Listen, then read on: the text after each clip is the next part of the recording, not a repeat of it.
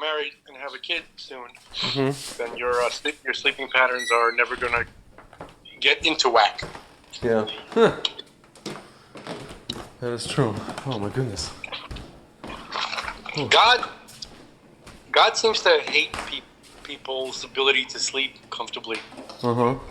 That's true. And many other things. Why do you think that is? Well, that's more positive that God's more female than male. Because, there's nothing that a woman can stand less than a sleeping man. Just a content, What the hell? or a relaxed, just sitting there, just relaxed. Wait, where is this idea that is more female than male? No, I'm just kind of, you're just guessing. Yeah, I'm just saying that it's not it's not settled. Yeah. It seems like that aspect certainly is one strike for the female side. Yeah. No question. Are you fasting? Am I fasting? Yeah. Yeah. I mean, I was fasting. Yeah, same. I'm not fasting now. I was a little bit like, my head was spinning a little bit, and I felt like dehydrated, so I needed to drink something.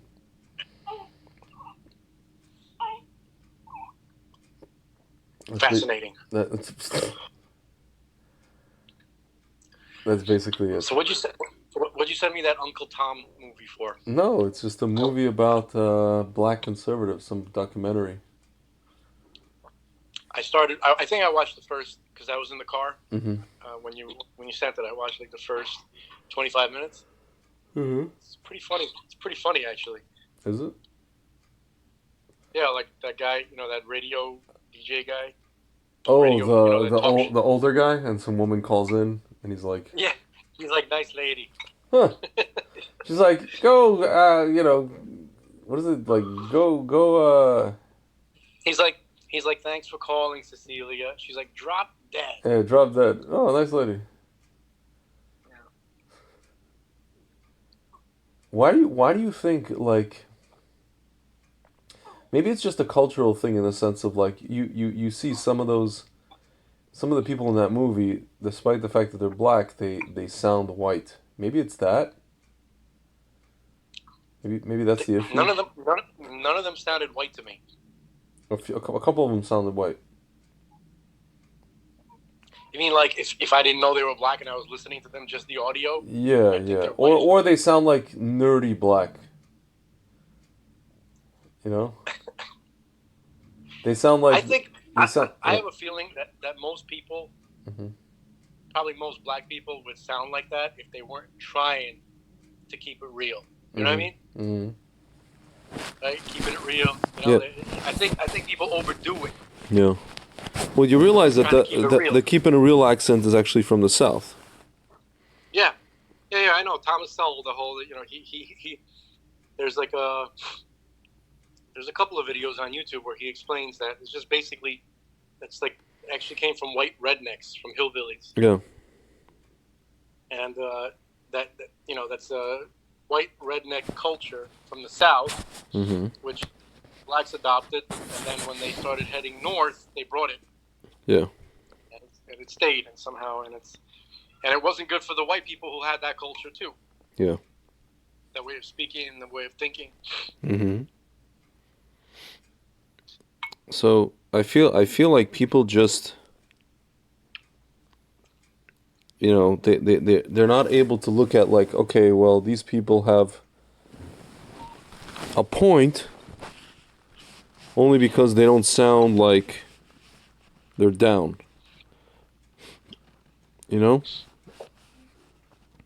Like, there's nothing they can say to their fellow African American that will ring, that will, like, convince them only because they just don't sound, I don't know, authentic.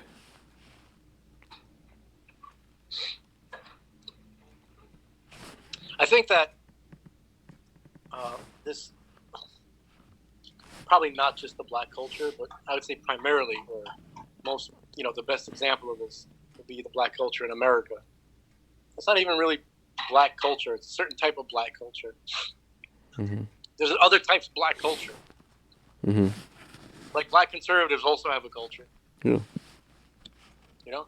So, but anyway, I think that people who, like they said in the movie, you have to identify by your skin color, meaning like your thought pattern has to match the color of your skin. Like there's only, this is an example of the most successful, like, psyop. Mm-hmm.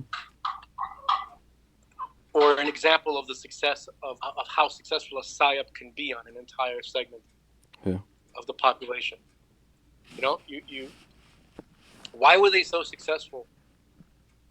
You know, the Democrats, the Margaret Sangers, the real black haters. Yeah. You know, the Democrats, the liberals, right? Why are they're so successful at oppressing the black people that they don't even know that it's happening. Yeah. Yeah. Wow. Yeah. Right? It's like what, like, story of success. Mm-hmm. It's so dark they don't even know it's dark. No pun intended. They're so dominated, right, by this psyop. Like, I don't know what one group on this planet was more successful at dominating another group. Maybe, like, you know, maybe humans and animals. Yeah. You know, like the chicken. Yeah. Right? Has there ever been a more absolutely dominated species, like one species over another species? Right? Nope. It's absolutely. It's shocking. It's absolutely, you know, it's shocking to really think about. All encompassing. Yeah. You know, and the mind F that the liberals have played on the blacks is so all-encompassing that it's like very disturbing how successful. There's one of those clips. Al Sharpton is like, you know, they can take away voting rights just like they took it away before. I'm trying to understand, like, where is he like? They just say things, you know, like what he means. You know, like Joker. Yeah. I just say things. Like, can you provide proof? Can you provide a basis for what you're saying? What? Where? Of course not. That's what I'm saying. That's so successful that its proof is not necessary. It's just astounding. Like, it's kind of like the same thing when I see sometime, you know, I see like a leftist tweeting about DeSantis. You know, DeSantis, if he becomes president, is going to be fascism in America. And I'm thinking to myself, wow, people are leaving blue states and moving to Florida, all for fascism? Really? They're so attracted to fascism? You ever heard these comedians? They're always saying how, like, I've heard this from black comedians. I can't remember. I don't think this is Chris Rock, but this is like probably on Def Comedy Jam or something like that. Mm-hmm. It's like if you know, there's probably Eddie Murphy, where he's saying, he goes that, you know, you can like, if you get a woman to make a certain sound, right? Oh, that's Eddie Murphy, yeah. Ooh, right? It wasn't me, right? It wasn't me. Yeah. That was Eddie Murphy. Part of that whole it wasn't me routine, right? So I'm not going to be overly vulgar, but I think people who are familiar with his routine know what I'm talking about, right? Yeah. So basically, the idea is that a man is so charming and so slick, right? That if he evokes a certain feeling or a certain experience sexually from a woman, then he can manipulate her as much as he wants to, and she won't leave because she's so addicted to that way that he made her feel, that he can essentially just do whatever he wants. He could literally cheat in front of her and then say it wasn't me. Okay? So that's what the left and hustlers like Al Sharpton have done to the black, to large sections of the black people in America, that he doesn't have to provide any proof. He made them feel a certain way. he sounds a certain way when he talks. He understands the cadence. He understands the pitch. He understands how to make them feel the way they want to feel in a familiar way. And then he can do whatever the hell he wants. He can literally come over, bend them over, have his way, and then, but at least he made them feel that way.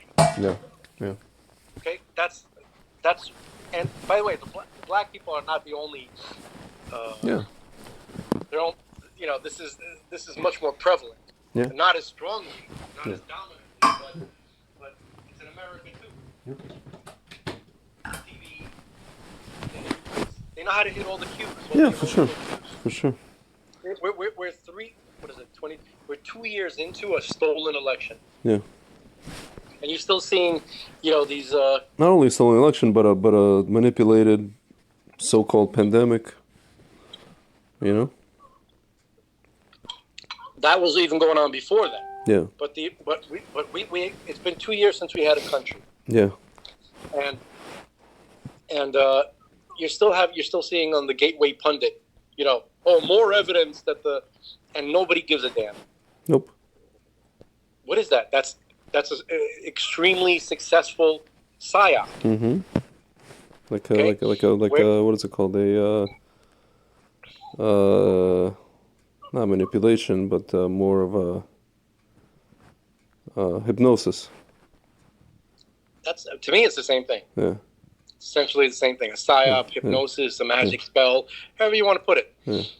The country is a basket case, as Rabbi Kessin likes to say. Yeah. When a country is like collapsing, he's like, it's a basket case. Syria is a basket case. He kept saying that over and over again. Yeah. America is a basket case. So you have individuals here and there to wake up. They make a documentary. It does nothing. And because there's no law enforcement. Yeah. That's what it comes down to. I guess the main group of people that have been manipulated by this psyop, I guess, are the law enforcement that would normally do something about this, right? Yeah. Right? So what happened to them? I mean, I guess they should take first place in the most dominated demographic. Yeah. What happened to Elliot Ness and guys like that? The Untouchables. What happened? What happened, from the movie The Untouchables? Not a clue. They're paid off now by the unelectables.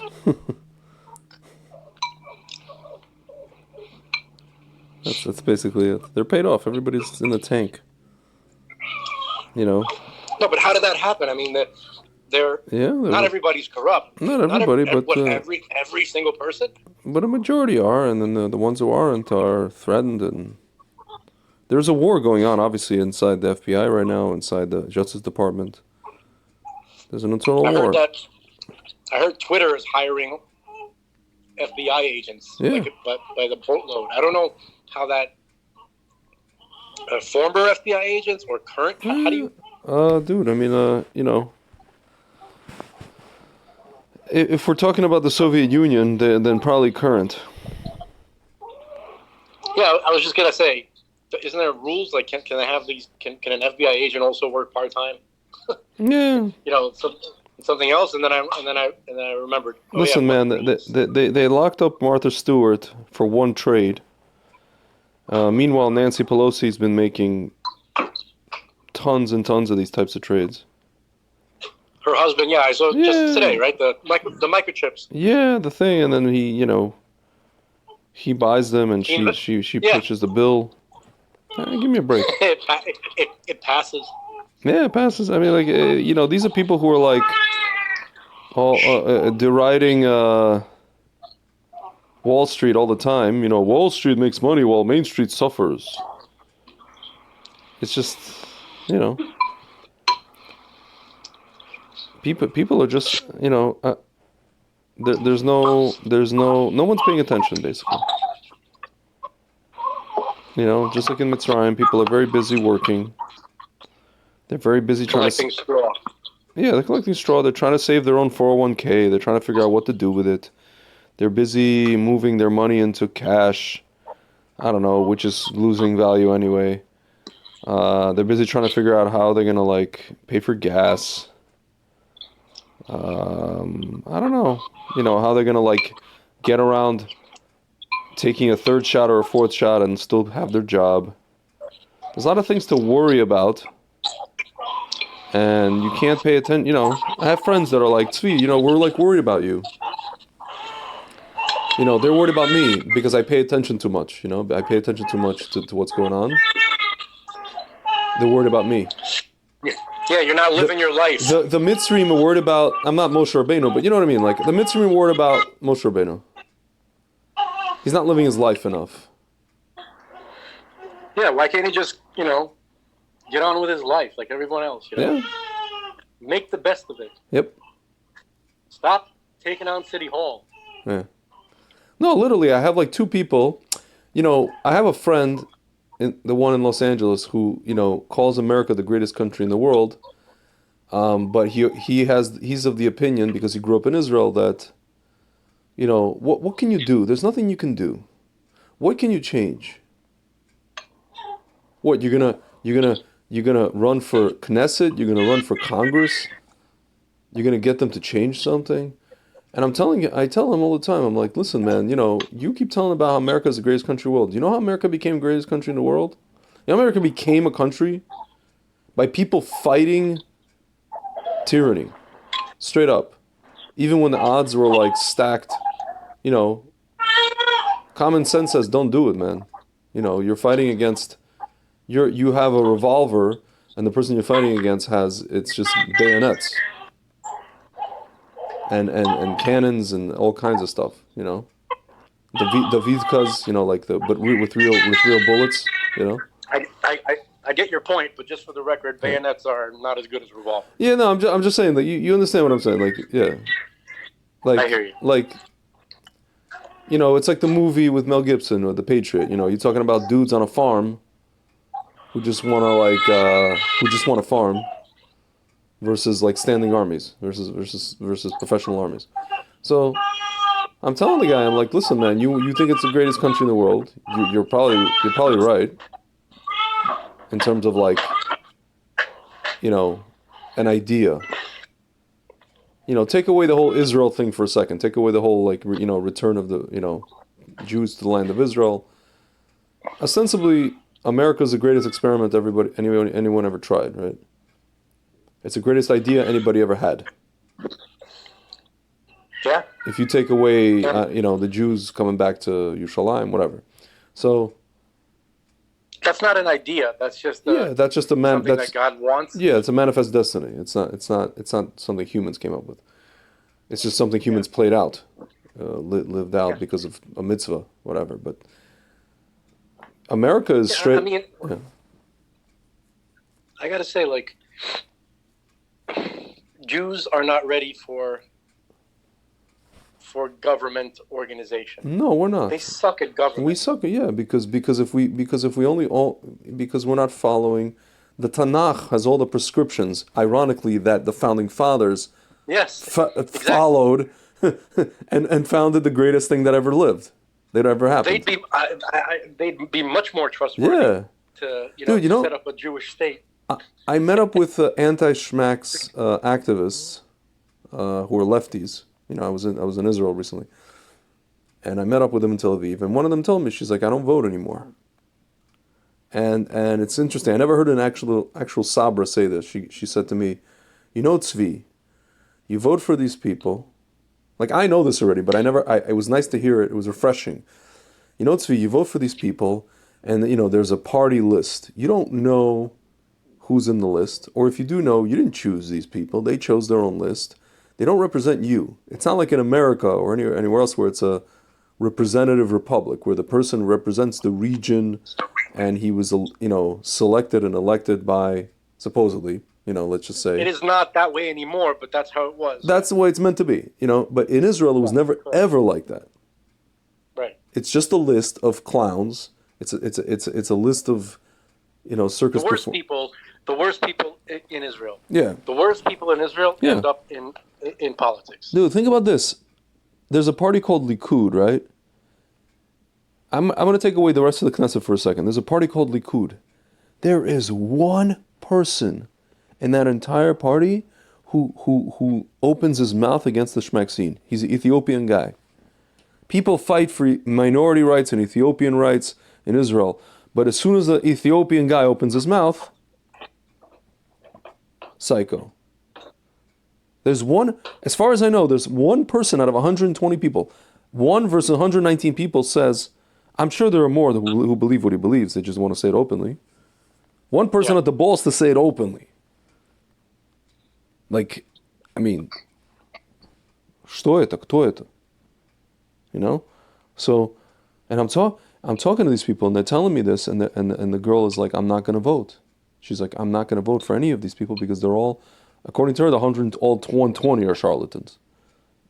This is a person, again, these are, you want to talk about... She's 100% right. Yeah, and people talk about, if you don't take the Shmeksin, it's QAnon and this. The biggest anti-Shmeksin activists in Israel are lefties. Они левее стенки, as we say in Russian. They're more left than the wall. One guy, one of them, I was talking to her. I could say her name, Efrat Fenixon. She's like a spiritual... I'm not ready to accept that. Maybe that's what you've seen personally. Dude. No right-wing people at all are protesting the vaccine. What do you mean? No, in Israel they are. Of course they are. Okay. Of course they are. No, I'm saying something. You make it sound like it's no. What I'm saying is that it's not a left-right issue. It's a statism issue. So if you come to America, the people who support the state are mostly left-wing. If you go to Israel, it's the opposite. You know, the people who you see that can't really be because state. It is supporting the state. No, but hold on a second. Yeah. Just the concept itself, supporting the state, is a purely left. It is, but in Israel, it's one of those things where the very idea of the state of Israel is predicated on, which is ironic, right? It's predicated on, we came back because of some sort of religious idea, and we're subjugating, the people that lived there before, and so it's religious leftism. Very similar to Woodrow Wilson. Yeah, but here... I'm saying the word right should not be associated with these people. I know. But what I'm saying is in America, it's ironic because these people support the state, or statism, but at the same time, they also believe that America was founded on, racism and bigotry and all the other things, and slavery, whatever. It's just this whole, dude, people... The only country that wasn't. Literally the only country that wasn't founded on it. Yeah, so listen, man, I don't know. It's just, and so I'm talking to this guy, my friend in the States, and I'm explaining to him. And the second person that said to me the same thing was my grandmother, who's just a Savok, who's like a Soviet person. What can you do? You're wasting your. She literally told me, she's like, I'm wasting. Ты тратишь свое здоровье на это все. She sees my interviews that I conduct. You're expending your health on all of this. Чепуха, on this silliness. Frivolousness. That's what she says. What can you do? And I tell her, listen, I get messages and emails personally from people that tell me, Tzvi, thank you for saying out loud because I can't say these things. I can't post these things because of work, because I'm afraid. Thank you for speaking for people who can't, speak, so to speak for themselves. You really gave me hizuk. Can I tell you something? You know what? That was you said your grandma said that to you. Yeah. So it's not only your grandma that says stuff. I know. Like that. I know. I'd say the majority of let's say people from the Soviet Union or their parents would say something like that to them. I know. It's you know what I mean? You can't blame them. Do you know what? You can't blame them, but you can't. Okay. Because you know what it means? Mm-hmm. Not that they're really conscious of it, but on some level they are. They'd rather their kids be hooked up with the bad guys as long as they're on top of society. Yeah. Am I right? not necessarily the bad guys. They'd rather just like yeah, their kids not fight the system and be comfortable. Or as my grandmother likes to say, "Je vis si bien." You know, "Je vis si Like bien." support, like in New York, support the Democratic candidate. Yeah, Get hooked up. If you want your business to succeed, even though overall yeah, it's destructive to business in general. yeah, But as long as you're okay, yeah, then that's fine, yeah, right? That's the mindset yeah, of the Soviet person. yeah, That's their mindset in the Soviet Union too. yeah, That itself is a Soviet mindset. yeah. And the You know what I system mean? and the system we have now just reinforces it. You know what's funny is that, um, like my brother, that's a good example. So he had nothing. Think about it from the beginning. Let's go back to the beginning of this, right? Mm-hmm. No one in his neighborhood, because remember his, they're that community, right? Now the majority of the people themselves, they support conservative, like at least social ideas, right? Mm-hmm. But their leadership always tries to push them to make deals with the local Democrat, whoever's in charge. Yeah. I mean, you could argue in New York, no one else has a chance. Yeah. You know, Except for my friend and if you don't support, Except for our friend Ina Vernikov, who got him. well, Yeah. let's see. What does it mean to be a Republican in New York? Yeah. Let's see what happens. Yeah. I don't know your friend. I don't want to say anything. I don't want to be overly pessimistic. Yeah. Okay, but in New York, if you want to survive, if you're a community or you're a community leader, you better get in good with with whoever's in charge, which unfortunately is disgusting blue donkeys.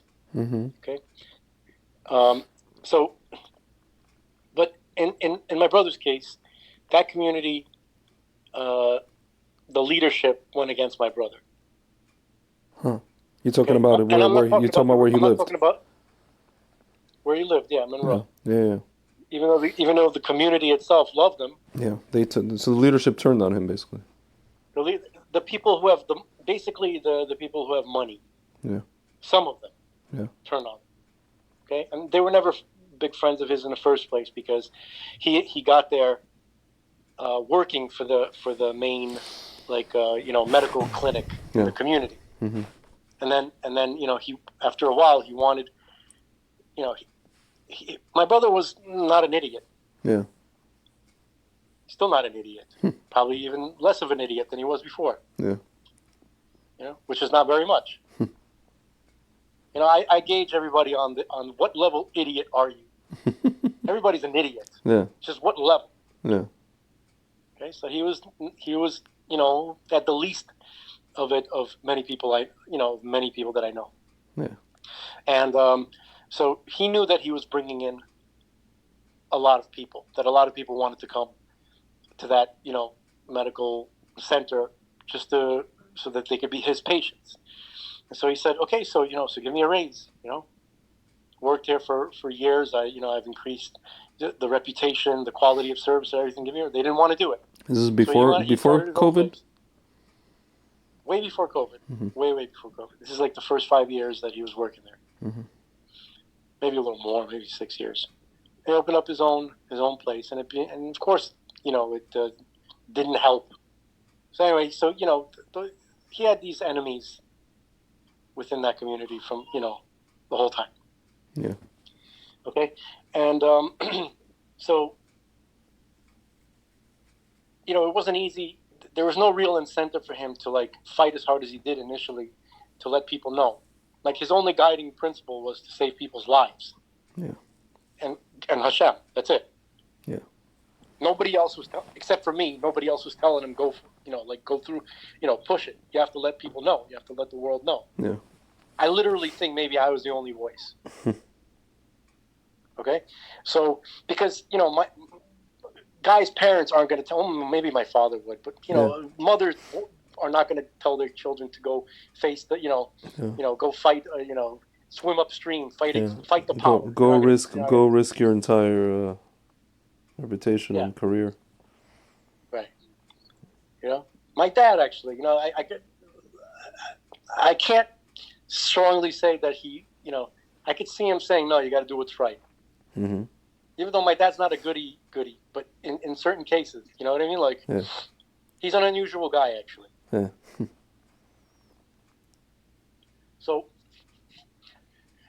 So basically, and my mom would also come around eventually, too. She's just scared for her children, that kind of thing. Yeah.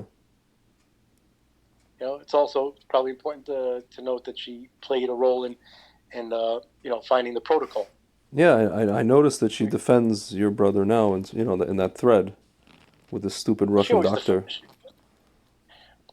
She'll always defend them, no matter what. I mean, that's the whole point of it, But no, I'm saying she played. She played a role. Some of that information, like that got to my brother, came through my mom. I was trying to document it, like specifically, right? Because memories start to get a little, then you start to doubt who said what and this and that, and people can't remember. It was a stressful time and blah blah blah. Yeah. But I do know that some of that, so my mom has something to do with that protocol. What specifically? Like, she brought some of that information to my brother's attention. Mm-hmm. Like, I think she knew he was doing research to see like what was going on. So I think she brought him some of the stuff which became part of the protocol. I don't remember if it was the zinc or it was the azithromycin. I don't remember what it was, but it was one of those things. Mm-hmm. Showed it to him. Yeah. Could he have come across it eventually himself? Yeah, but that's not what happened. Yeah. Right? Things happen the way they happen for a reason. So history will, if somebody chronicles this, it should be known. Yeah. My mom saved the world. Yeah. So basically, the point is that there was not a lot of motivation to go forward with this information, except for just plainly doing the right thing and fear of God.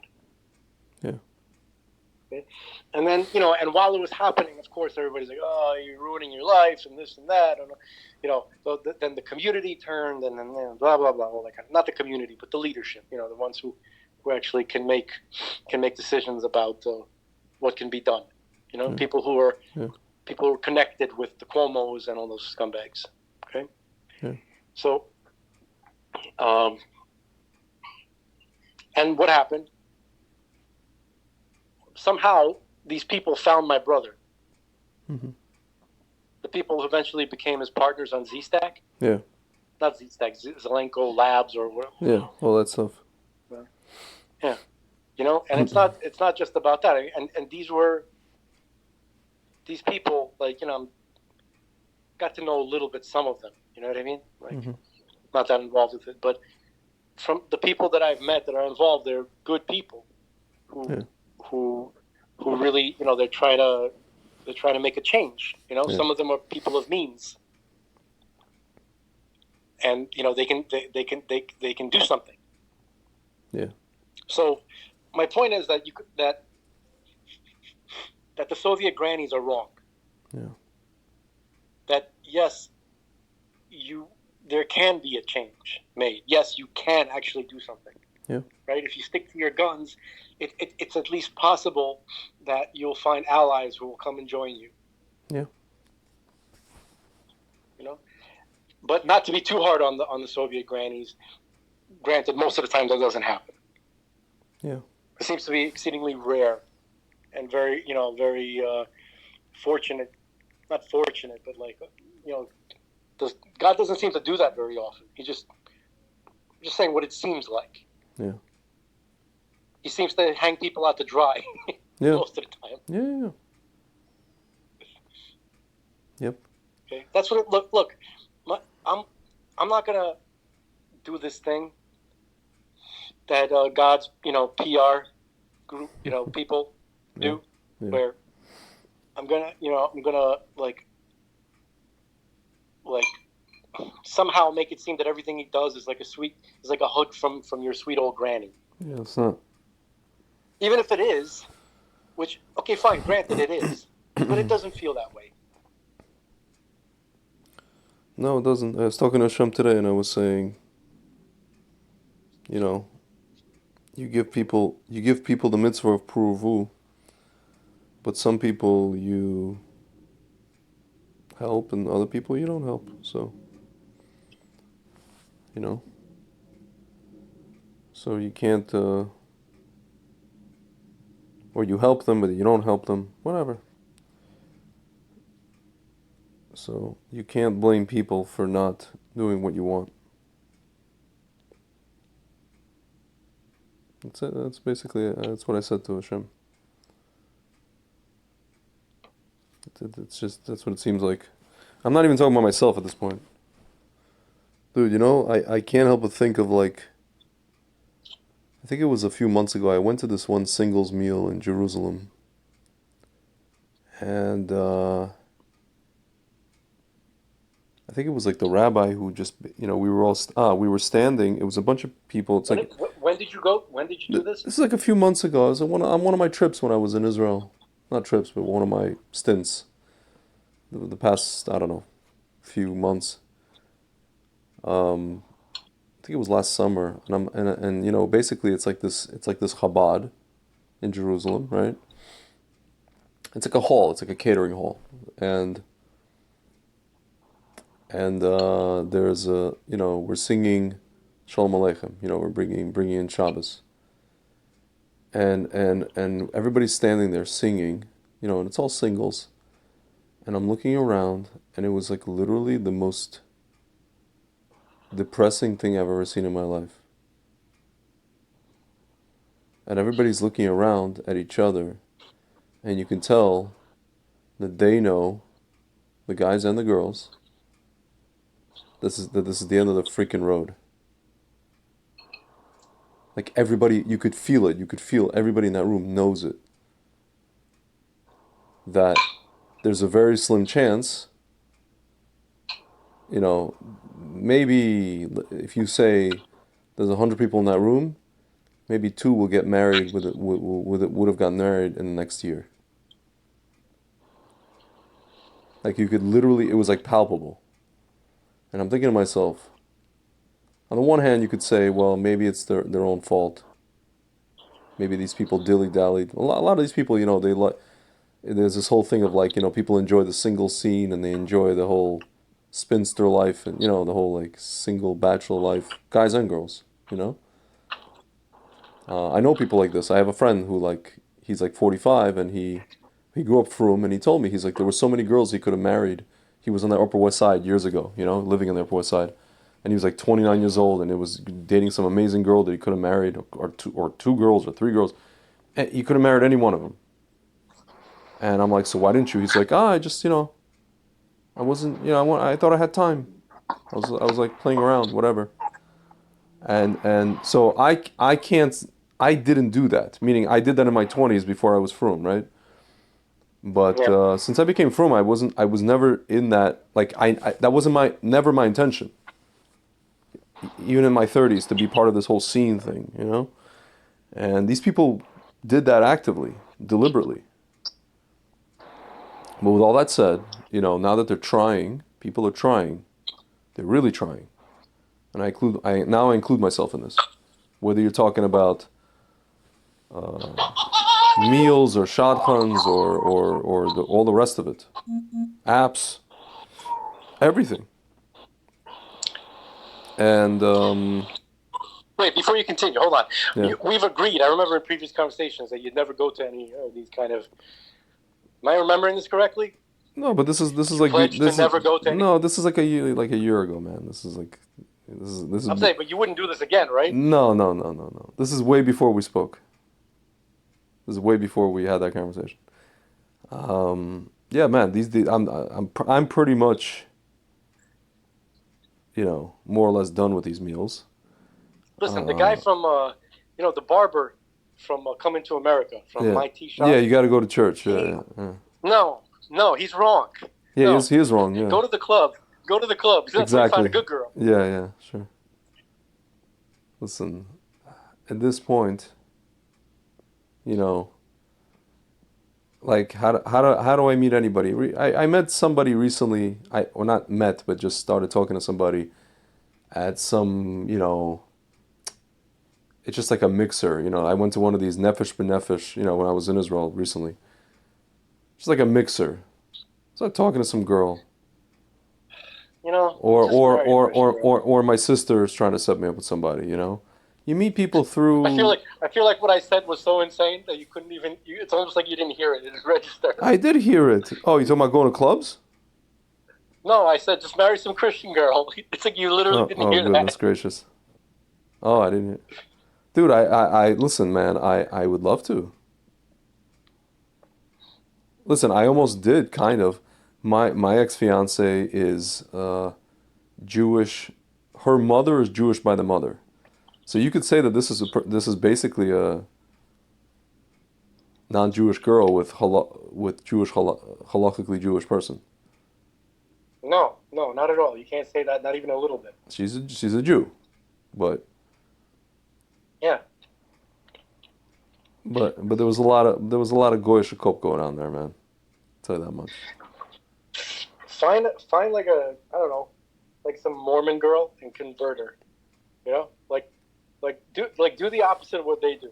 Like infiltrate their shit. Yeah, you I know. mean the Mormon girls are gorgeous. I mean, That's what I'm saying. ay, ay. Yeah, it's funny you're saying that because I saw there's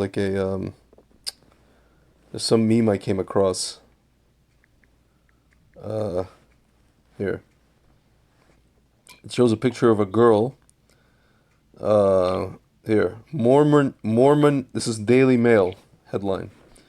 Mormon influencer whose husband is divorcing her after she broke the rules of soft swinging, quote unquote, whatever the hell it means, arrangement, opens up about their custody deal in dancing TikTok video. It's basically, apparently these people had like a soft swinging arrangement, like where they're like allowed to, I guess, hook up with other people while they're married. You mean And like that's allowed religiously? no, just like they had this arrangement. And she broke the rules about it, of it. And then I guess they got divorced, and now they have a custody battle or something. And she made a TikTok video. She's not bad looking. Let's put it that way. But it's just funny. So she's like a Mormon influencer, whatever the hell that means. That means she tries to like stick her butt out and Mm-hmm. make duck lips Yeah, and then say Mormon. yeah, and then say, come join the church. This is what you get when you join the church. By the way, that happens also in the frum world with some of these frum ladies. Thank you very much. They also like to make duck lips. Sometimes I get pictures of girls, like shidduch pictures, where when the girl is making one of her pictures is she's making duck lips with her friends. And that really gets me excited about talking to her in the future. You know, when you just said that, it's amazing what flashed in my head. Okay. You know those like pressure hoses that they used in civil rights, Yes. right? I just picture a bunch of these girls like just making duck faces, Yeah. right? And just like Yeah. imagine just like hitting them with a pressure hose and just see them like wash down the street. That'll change things, wouldn't it? Like Yeah, that would for sure. certainly create a new perspective Yeah. on the situation. Yeah. Of course. Of course it would. I wouldn't want them to be hurt, but No. go No. for a ride. No. Just go for it. Just wake up. Not even. No, just go for a ride. Yeah. Yeah, I don't expect change immediately, but like they'll have the pressure hose associated with the duck lips. Yeah. At least we won't have duck lips. Yeah. In our people, we can remove that gene. Yeah. With one pressure hose. It's not a gene. It's something that they're like trying to emulate Goyish culture because they think it's cool. It's not a gene. It's just like, I don't know. I'm looking at, COL Live, Yeah. the Instagram page of COL Live, and there's a photo of Kathy Hochul, and it says, this is COL Live. Chachol. Yeah. Chachol. Yeah, like a Ukrainian, yeah, whatever. Kathy Hochul cruised to an easy victory in Tuesday's Democratic primary, setting her up to seek a full term in November. Link up via story for more information. And there's like a picture of a Lubavitcher talking to her. I want to write on the wall on this post, why are you promoting this demon beast?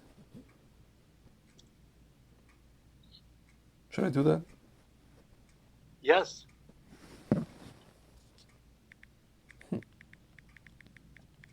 While you're doing that, Yeah. I'm looking at the Gateway Pundit, and it says people are now doing the Biden bike challenge, where Joe Biden fell down in Delaware. Like, Oh my they're God. just taking pictures Yeah. of them like lying on the floor in a bike helmet Yeah. in a crosswalk. That's pretty funny. Yeah, it's funny as, meanwhile, I think they're gonna get him to step down at some point. Like he can't. You see from this trip to Israel, he can't function. He doesn't know where he's going. He doesn't know what he's doing. This whole you saw this whole thing with this Yuval, the singer, Yuval Dayan. Which singer? It's a girl. She's a singer, Israeli singer, and they performed. Her and this guy, they performed for Biden, but then Biden went to shake her hand, and she's Shomer Negia. It's a big story in Israel. And she stepped back, and apparently Biden was briefed on this many times that this girl doesn't shake hands. And of course, the guy's dementia; he doesn't remember. So he went in to shake her hand, and she stepped back. Like it was demonstratively, you could see that she's like actively stepping back from him. Sending a message don't touch me, basically, in a nice way, Yeah. And it became like this whole story in Israel. Half the people were like, "Oh, kol hakavod." Even the Masorti people were like, secular people, "Oh, kol hakavod, whatever." And the other half of the people are like, "Oh, what is this, primitive whatever, blah, blah, blah." And also a lot of people were like, "Oh, well, she sings, Kol Bisha, but yet she won't touch him." So what's that all about?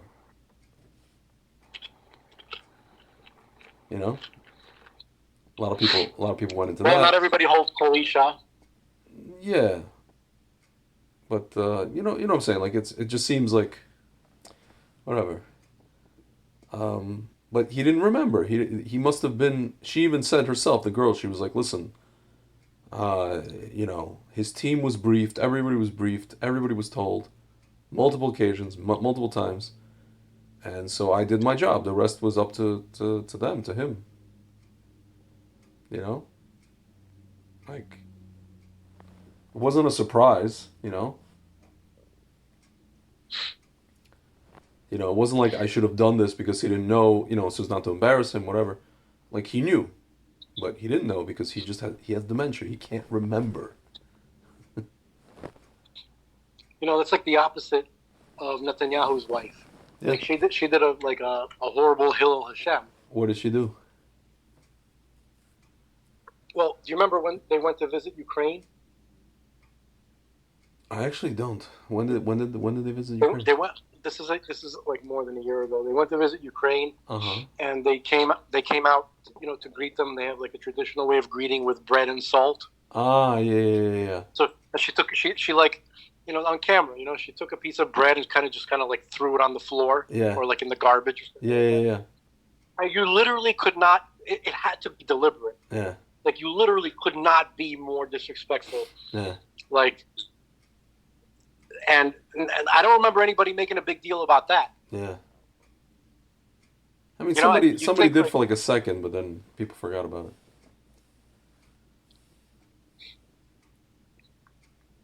Yeah, that's By the way, the people who were saying, "Oh, but what about Kolisha?" Those guys are jackasses. Yeah. Because because who's saying that? Religious people? Like what? Like if you're religious Yeah. and you're criticizing her for Kolisha, right? Yeah. What are you trying to say? That because she does Kolisha, she should shake Biden's hand? Well, they're trying to understand why, if she's, why she's not keeping everything, why she's what is it called, picking and choosing. Okay, why not just congratulate her for keeping something? That's true. You're right.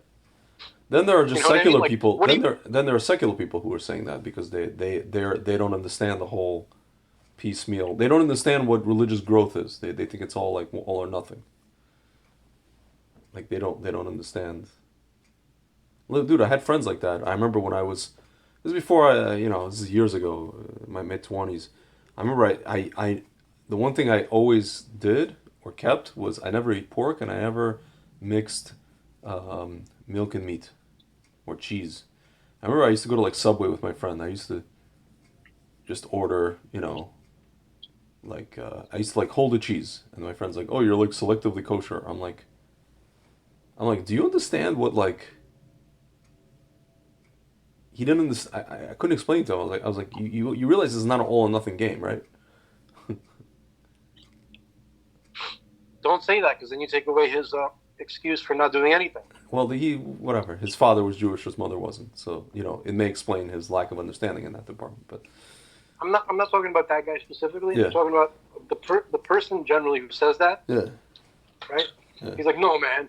You either do it or you don't. Basically what he's saying is, look, man. Okay, don't mess with my, Yeah. with my With my flow. No, dude. Like I'm losing my mind here.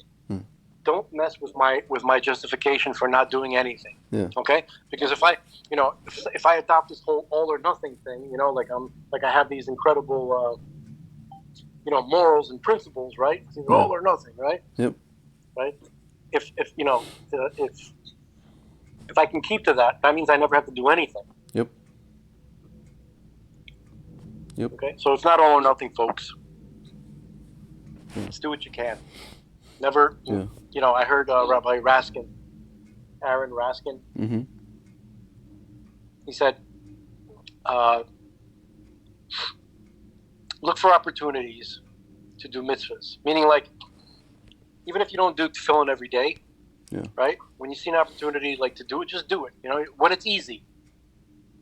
Like, sometimes it's just there. There's a Lubavitcher guy there. He can't wait to put tefillin on you, right? You're at some event. Just do it. You have an opportunity. Yeah. Just like, take the low-hanging fruit is the point. Yeah. Yeah. Okay? It's not a bad thing when it comes to mitzvahs. Yeah. Yep. So. By the way, man. Did your father? Yeah. No, what were you saying? I was just gonna ask you. Like, I was thinking the other day. Mm-hmm. Like my dad. Mm-hmm. Had, like some guys. I don't know. Like, maybe not the best looking. I don't know. Although I think my dad was a good looking guy actually. Mm-hmm. But he had awesome game. Like his game. No, his game was like on a different level back in Russia. Mm-hmm.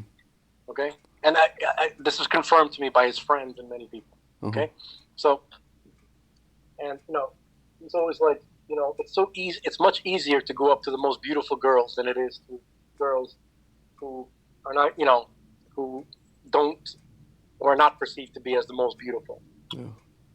Because no one ever goes up to usually people are too intimidated to go up to the beautiful girls, and then they just, Dude, you're fading in and out. You sound like you're far away. Now? Yeah, it's better.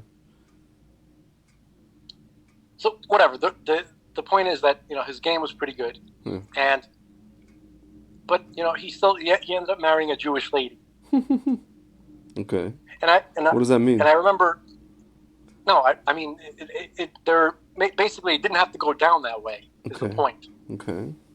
Right, and I remember thinking to myself the other day, did he have a discussion with my grandfather about this? Did my grandfather ever talk to him and say, you got to marry a Jewish woman? Was that ever even like a discussion, or is that just something that was understood Can I by tell you something? itself? My grandfather was born in Berdichev, and he told my father and his brothers, if you don't marry a Jewish girl, I'm going to decapitate you. That's as simple as it got. He didn't tell them why. Actually, he told them once the whole thing of like, you're gonna marry, if you marry a shiksa, and you have what's called in Russian Lyubov Markov, you know, as we translate it, love and carrot. uh, but one day you're gonna have an argument. She's gonna get upset at you for something, and She's gonna call you Zid. she's gonna blurt out "Jid Pagani," and that'll be the end of that. So that's how my Well, that grandfather conveyed that to them. well, that's not a big deal. I have cousins who married to non-Jewish women, and Hmm. they've said that, and then they replied with "Zlobich." Listen, so yeah, okay, so You know, they don't it's have like, they don't have enough respect for themselves, I guess, yeah. as Yidden. What can I say? But that was basically what's put forth to my father. My father, me and my father are very similar in the sense that we are not, what's called set openers. We are not initiators of, uh, you know, uh, discussions with women in a public setting. But once we are engaged in conversation, we're quite adept. But our issue is the opener. So we usually there's another person involved. There's a friend who's skillful at that was involved. In the case of my father, it was his friend, whatever, I won't say his name. His friend, also my uncle. My father was one of these people. He would just their house was like the house that everybody came to hang Sovatsa to hang out. Our house, my grandfather's house in Lvov. So basically, it was like either my uncles brought home, companion, girls and guys, and so my dad was just kind of like there, and he had his pick. You know what I mean? When it's in your house, it's easier to like you're entertaining the people, so the people are there. Like girls are there, so you're just kind of like, oh hey, what's going on? Welcome, welcome. You don't have to come up cold open. What's called, That was kind of that dynamic. Same thing with his friend. The same thing. They brought home girl, whatever. In my case, I had in my 20s had friends like that, and if I didn't, it was usually like, it's obviously easier to to initiate contact with a woman uh, digitally, through like an app or website or whatever. Um, or again, like you mentioned, the clubs. Like if I was in my element, you know, enjoying myself with the music, and just like peripherally, I had my friends. I had a couple of friends who used to do that, come up, and then there's like a few girls, and I would be kind of link up with that, that whole situation. But very rarely was I just cold opening on my own.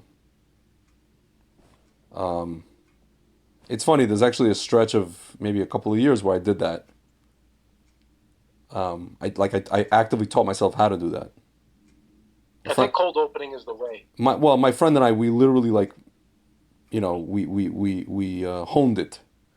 We had honed it, and then what happened is I became frum, and I guess the whole thing of just being frum and just the environment of like seeing the modality of, let's say, shidduchim, and the modality of, you know, part of working on your midos is you don't just, let's say, I don't know, like one of the things of like cold opening with women is like you're talking to a girl and you do this whole like, this whole thing, the PUA stuff, cocky The what? The what? comedy, the pickup artist methods, Oh, cocky comedy and negging. You know what negging is? Like when you're like basically making fun of a girl, but you're like to get her to be interested, like in a funny way, in a playful way.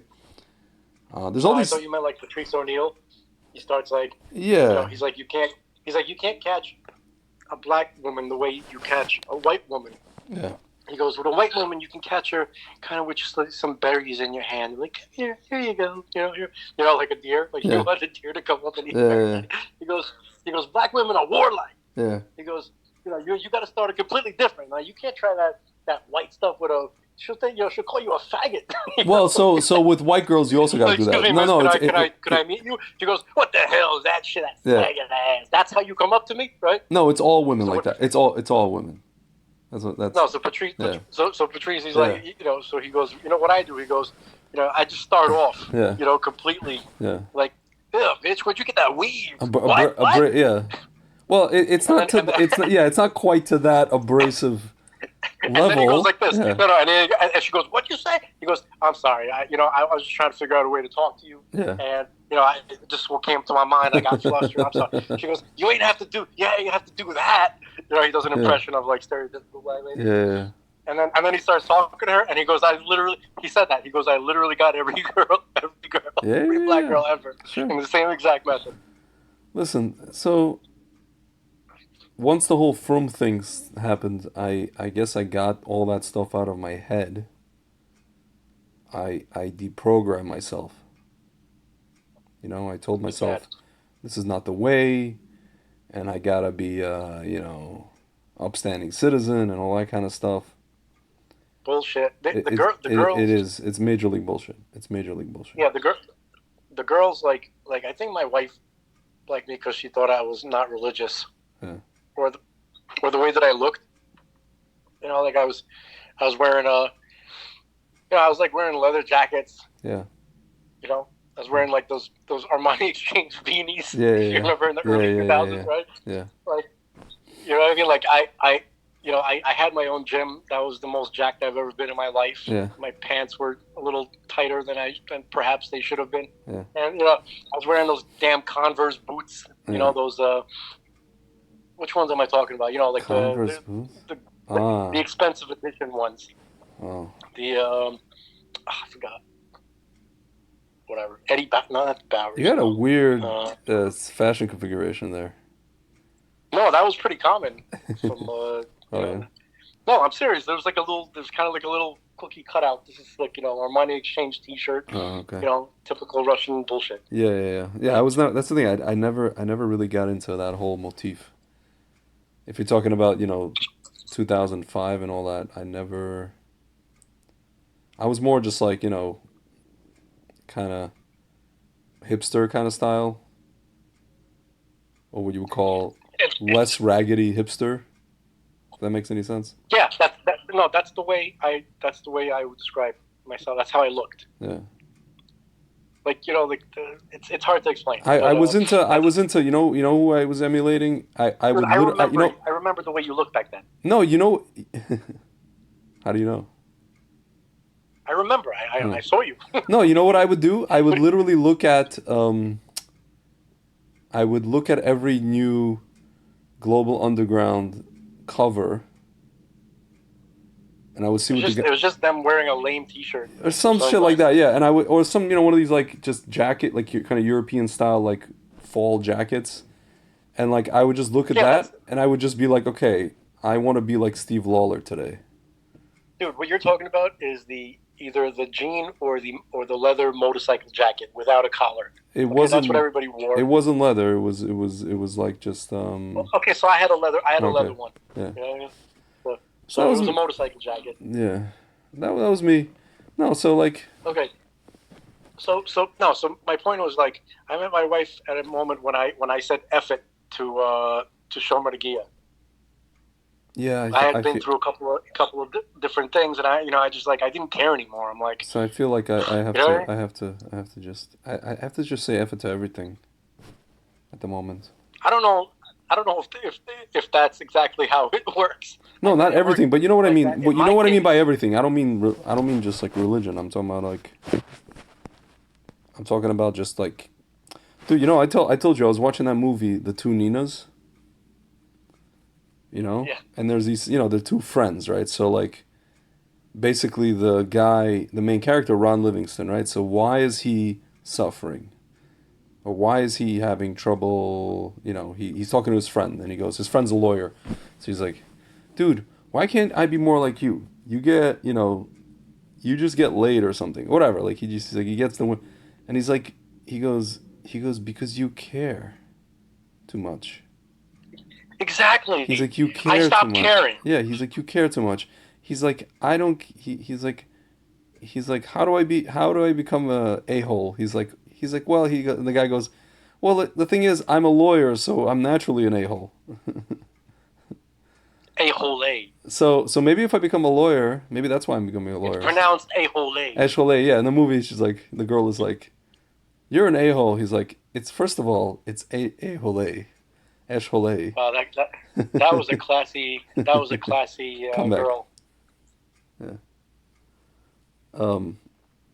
Yeah, that was a brilliant. I don't know. I like the movie. The movie made a total of $15,000, Wow. and the guy who wrote it is like some Jewish guy who's like 10 years older than you and I, and he wrote it, and it was he also got to direct it. He actually even said he's like, I went from like a struggling writer to like all of a sudden I'm directing a movie with like Amanda Peet and Ron Livingston. And this is the time when Ron Livingston was like also he did Office Space. He was like the shit. Ron Livingston was supposed to be like the poor man's Ben Stiller. What? That makes zero sense. He's nothing like Ben Stiller. I'm saying he was like supposed to be that type of character. He's like the guy who also kind And of why like. the poor man? I'm saying like he's like the dude who's like kind of like a little geeky, but he gets the girl kind of guy. He would have been awesome There's in like a charm. Idiocracy.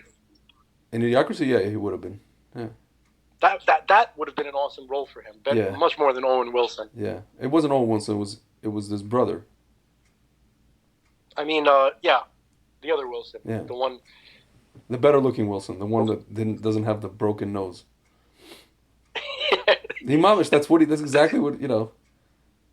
I feel like one of them was dropped.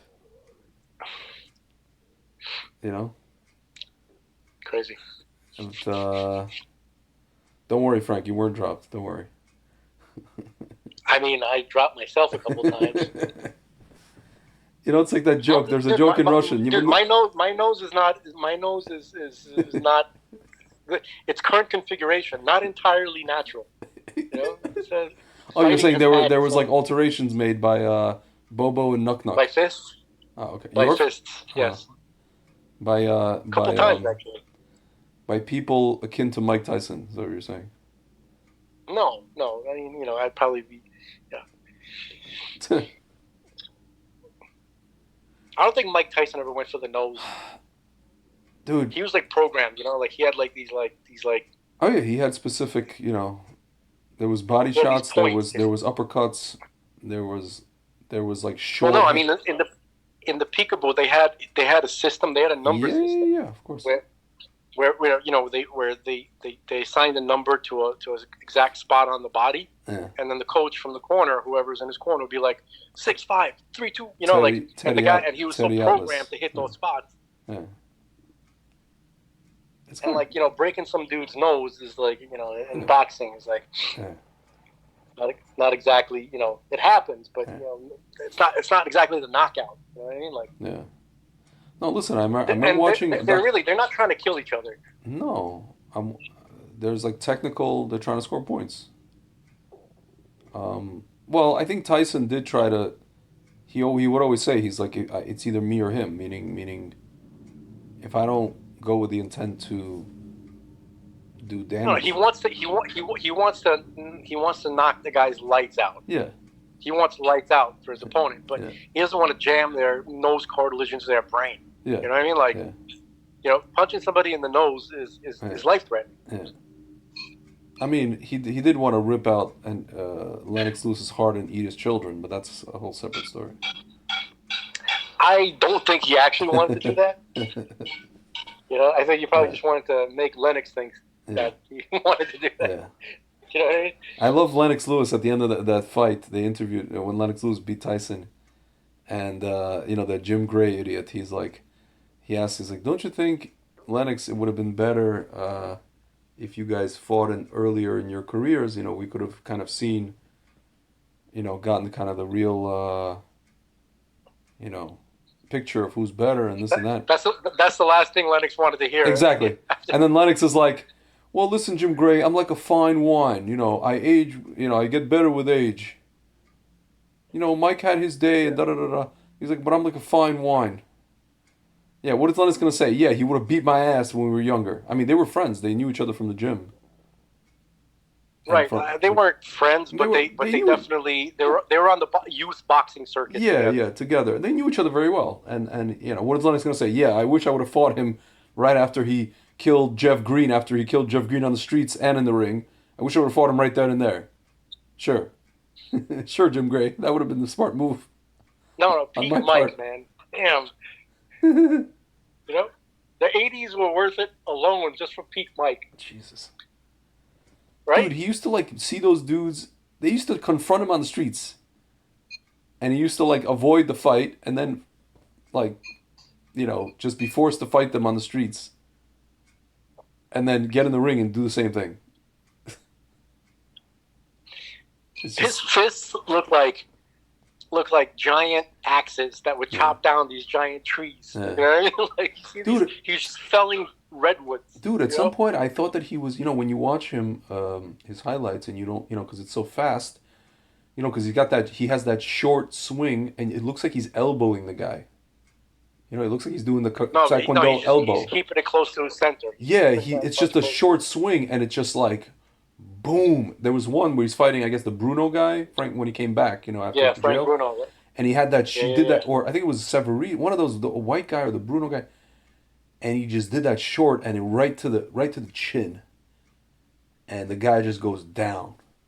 And I'm like, what is the big deal about that swing? It wasn't. He didn't really swing as. It wasn't a jab or anything. It was just a short hook, but it had like so much torque. His leg, because it came from his legs. It all came from his calves. It went from like he managed, like you were saying. Oh, you were always saying like he managed to leverage the weight. That came up from his legs up to his upper body, to the force of his swing. It was like no, it was like a 45-degree lunge almost. Yeah, yeah, It was just because he was so close to the boxer, he yeah, never actually got off the ground. yeah, You know, yeah, it's like had he been like another couple feet away, you would have seen Mike just kind of lift off into space yeah.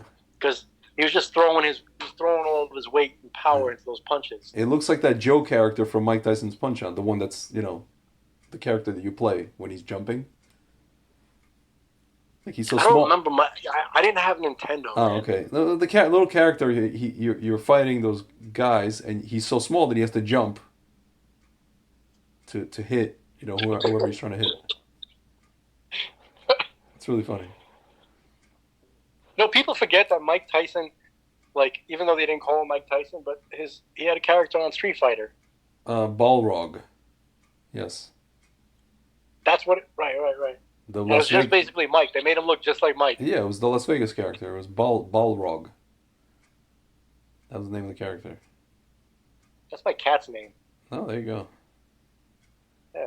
Um, yeah, man. So I was gonna say something. I forgot what, but yeah, man. I don't know. That's pretty much the No, most. so Yeah. no, I'm just saying like this started because I wanted to. Oh yeah, no, I wanted to ask my dad if he ever actually had to have a conversation with my grandfather about marrying the importance of marrying a Jewish woman Yeah. if you're a Jewish guy. Mhm. And was it a discussion? Was it necessary, or was it just understood? Yeah. I'm curious about that. I'm Yeah. gonna ask my dad. Well, they were in And Kiev. They no, were in Kiev, right? So I think in Kiev, from yeah, what I know from my mom's side of the family, it was an understanding that no matter what you did, no matter what you did for fun, so to speak, at the end of the day, you got to marry a Jewish girl. For guys, I'm talking about. Uh, you know, once you leave Kiev, there's people have to have conversations.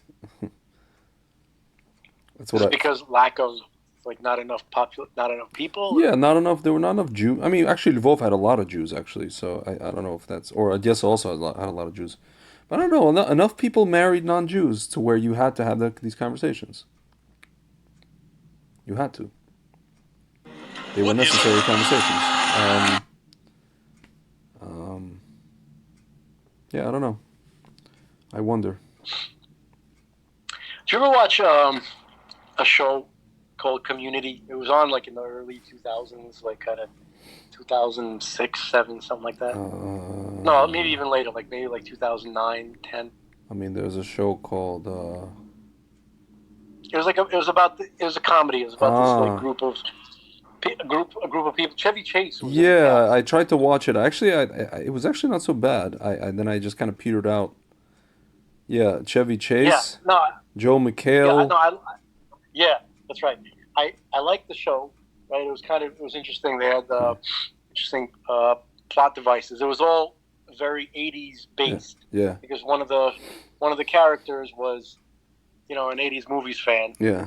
So there's a lot of episodes based on that. But anyway, there's this one episode where one of the girls in that study group, her name was Brittany or something like that. I don't know. Blonde girl. Yeah.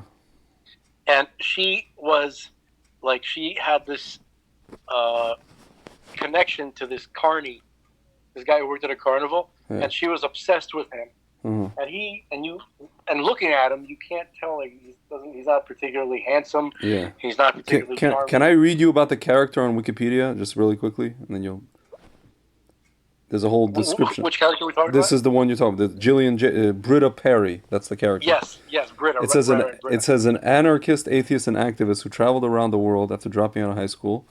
Britta attempts to come off as proactive, intelligent, and mature to others, but she often comes off as pretentious and hypocritical in her views, especially those concerning her goal to become a psychologist starting in season 3.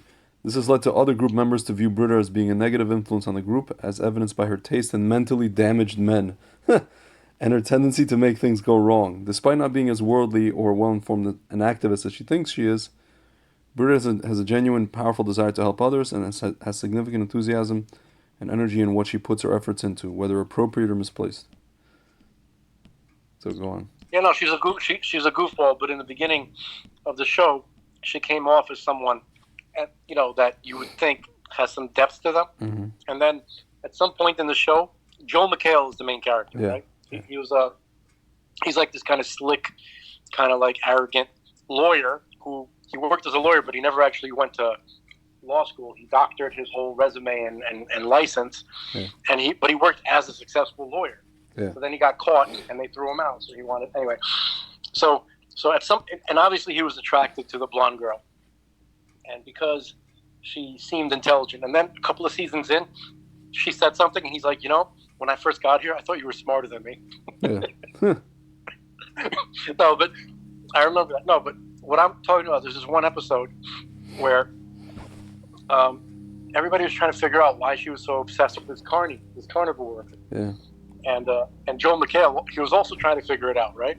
And it was driving him crazy that she liked him and she didn't like Joel, this guy that we just talked about. Yeah. So he went to study him, right? Yeah. And he almost like he wanted to know. He goes, "What's your secret?" The guy's like, "I don't know what you're talking about." Leave me alone, right? And then he became obsessed with him too. Yeah. Yeah. Not attracted, but he wanted to, like, he was seeking his approval. Yeah. Right. So anyway, the end of the episode, it turned out that the guy had an accident, and his brain was damaged, like physically. Mm-hmm. The point that part of the brain that is responsible for caring about what people think, right, was not there. So he was so disconnected. He truly didn't care what they thought or whether or not he would maintain his relationship with them. Yeah. Right. It was like yes or no, whatever. You know what I mean? That they got attached to him because these type of people are attracted to people like that. Yeah. Yeah. So that goes to what we were saying before about, like, mm-hmm. Yeah. When you stop caring, all of a sudden,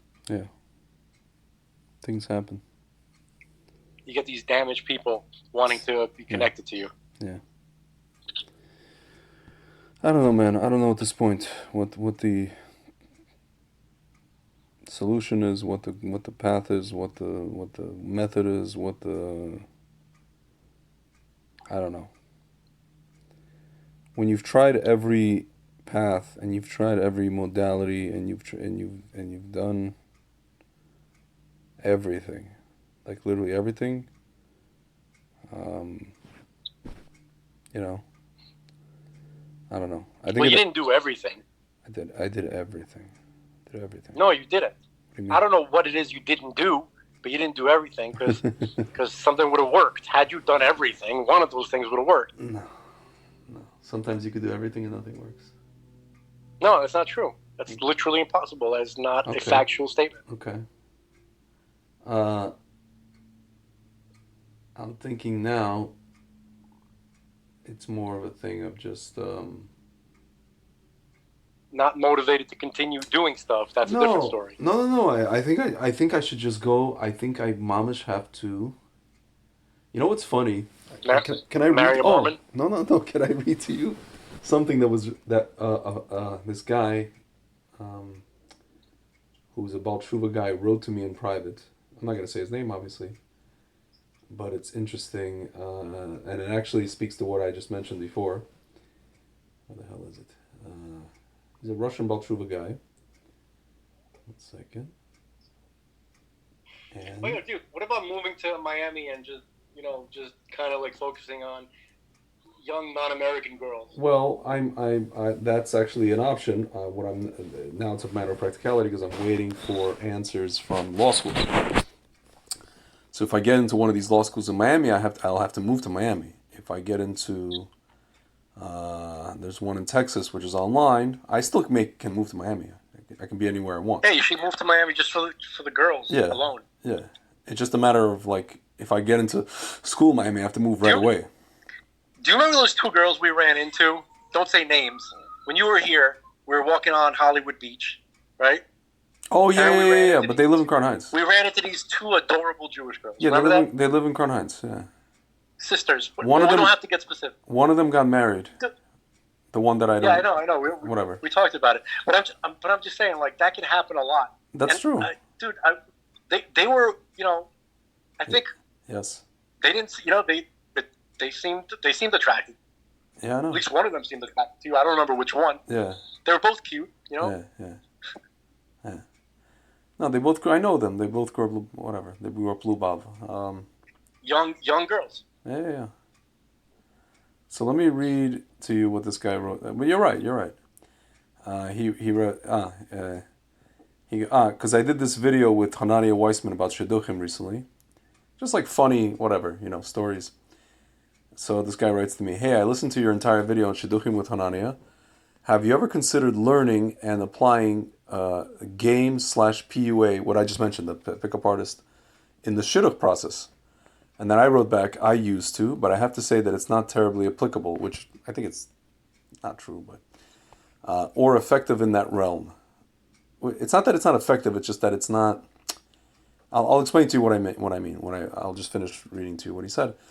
He goes, "My Havrusa is 27 years old, learning full-time in BMG in Lakewood, Bet Midrash Gavocha, and still not married. How normal is that?" I'm like, "It depends." And then he responds to my previous answer. He goes, "You know what's not terribly applicable? Going to Kiruv." I'm gonna read this in a Norm Macdonald voice. "Going to Kiruv dating classes to learn about how achava means giving, while reality is girls be looking for finished product with money and muscles equals alpha Chad." Yeah. And I go, "Yep, absolutely correct." And then he goes, "That's why a Goyish game solution should at least be seriously explored. If there's wisdom by the Goyim, take it. Chokhmah the Goyim." So, what I mean by not applicable is that, how should I put this? It's not the modality, it's the content that probably would not be applicable. So if I could figure out a way, how to utilize the modality, but in some sort of a kosher way, then,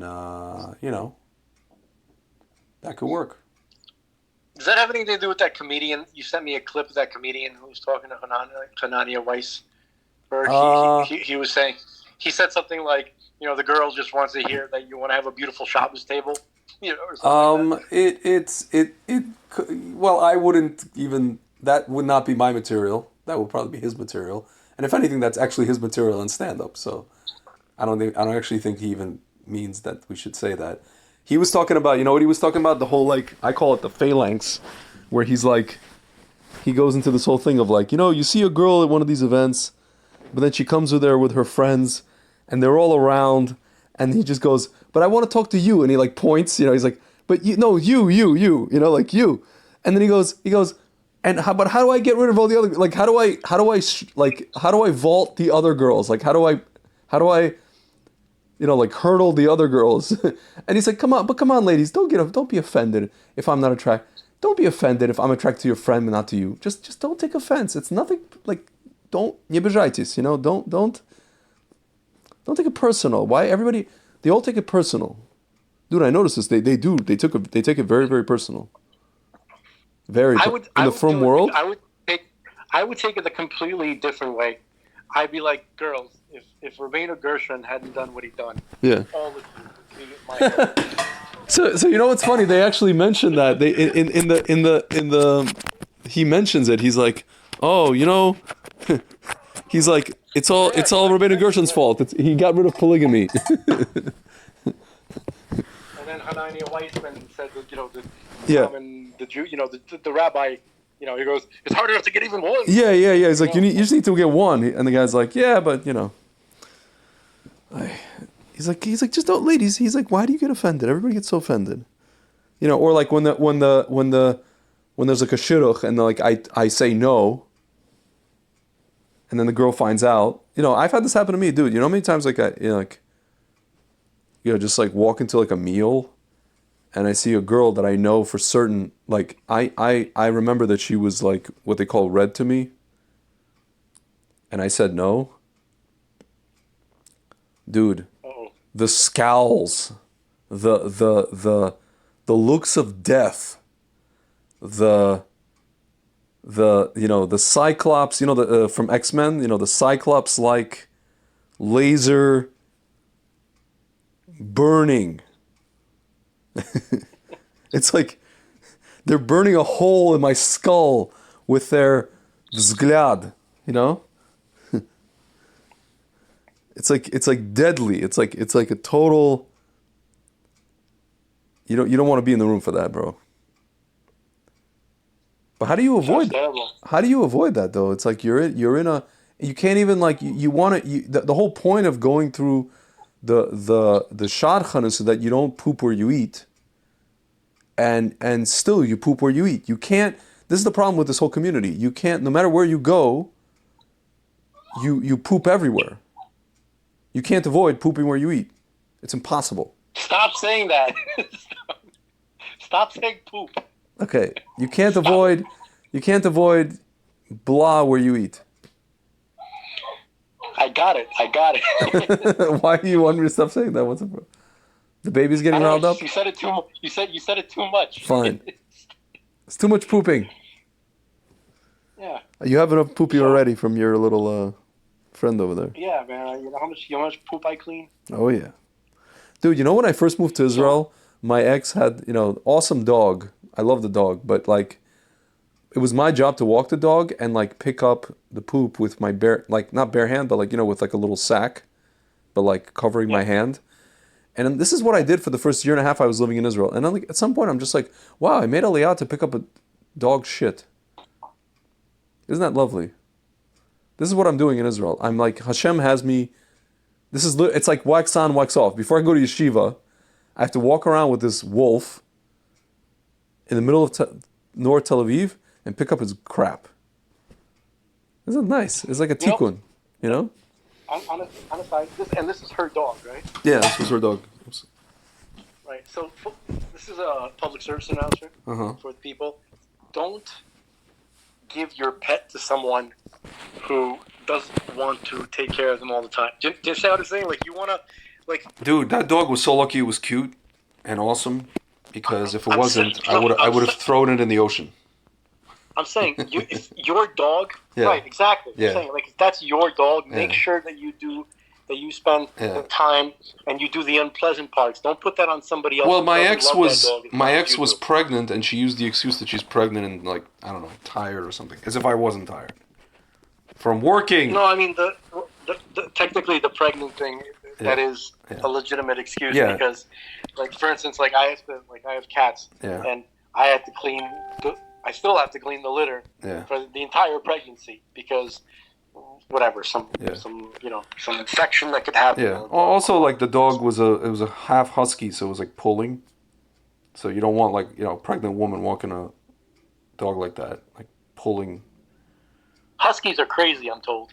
Well, it was a half I've husky. seen video. It was an awesome dog. I love that dog. It's the greatest dog ever. It was a half husky, half German Shepherd. German Shepherd dog.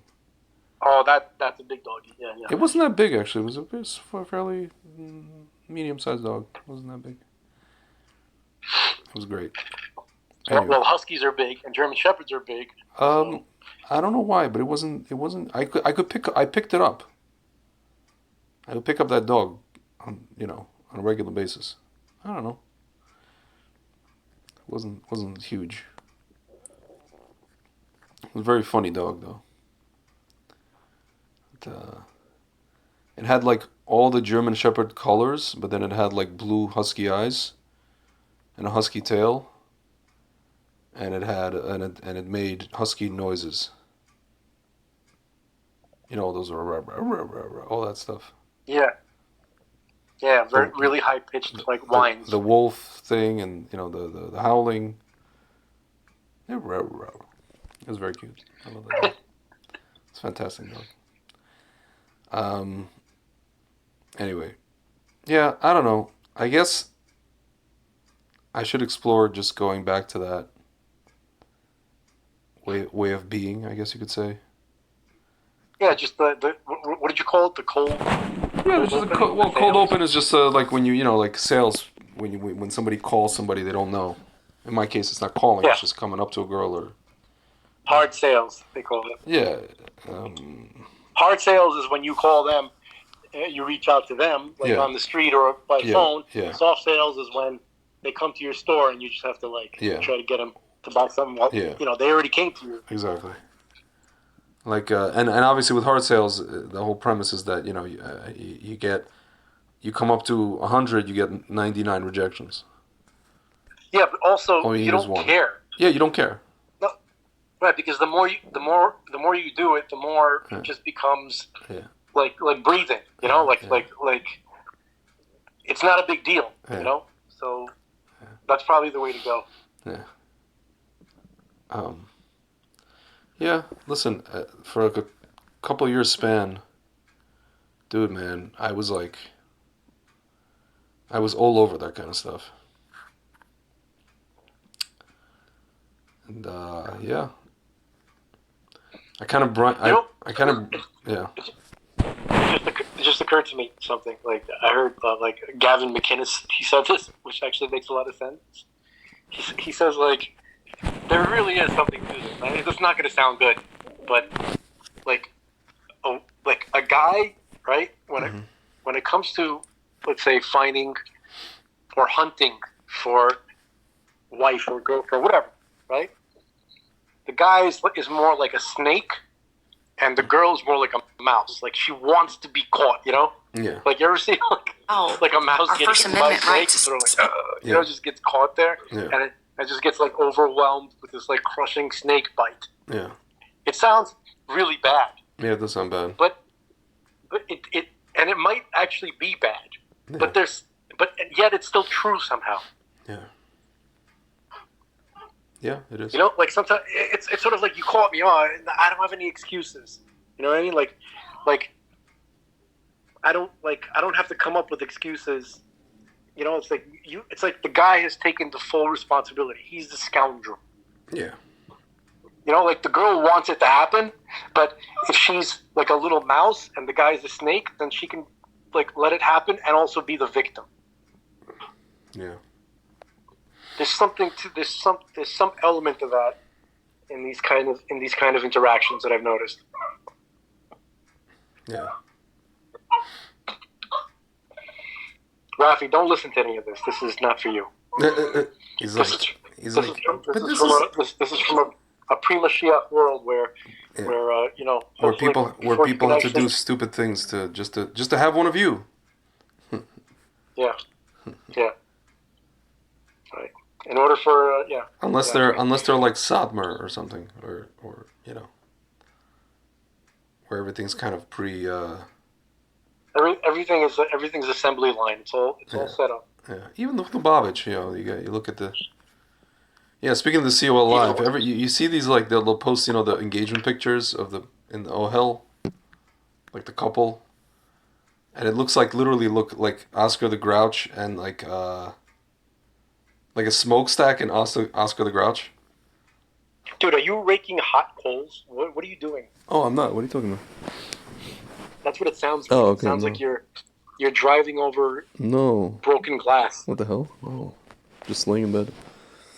No, so it just looks like, you know, there's some guy named Mendy, you know, and like, who looks like Oscar the Grouch and like a smokestack next to him.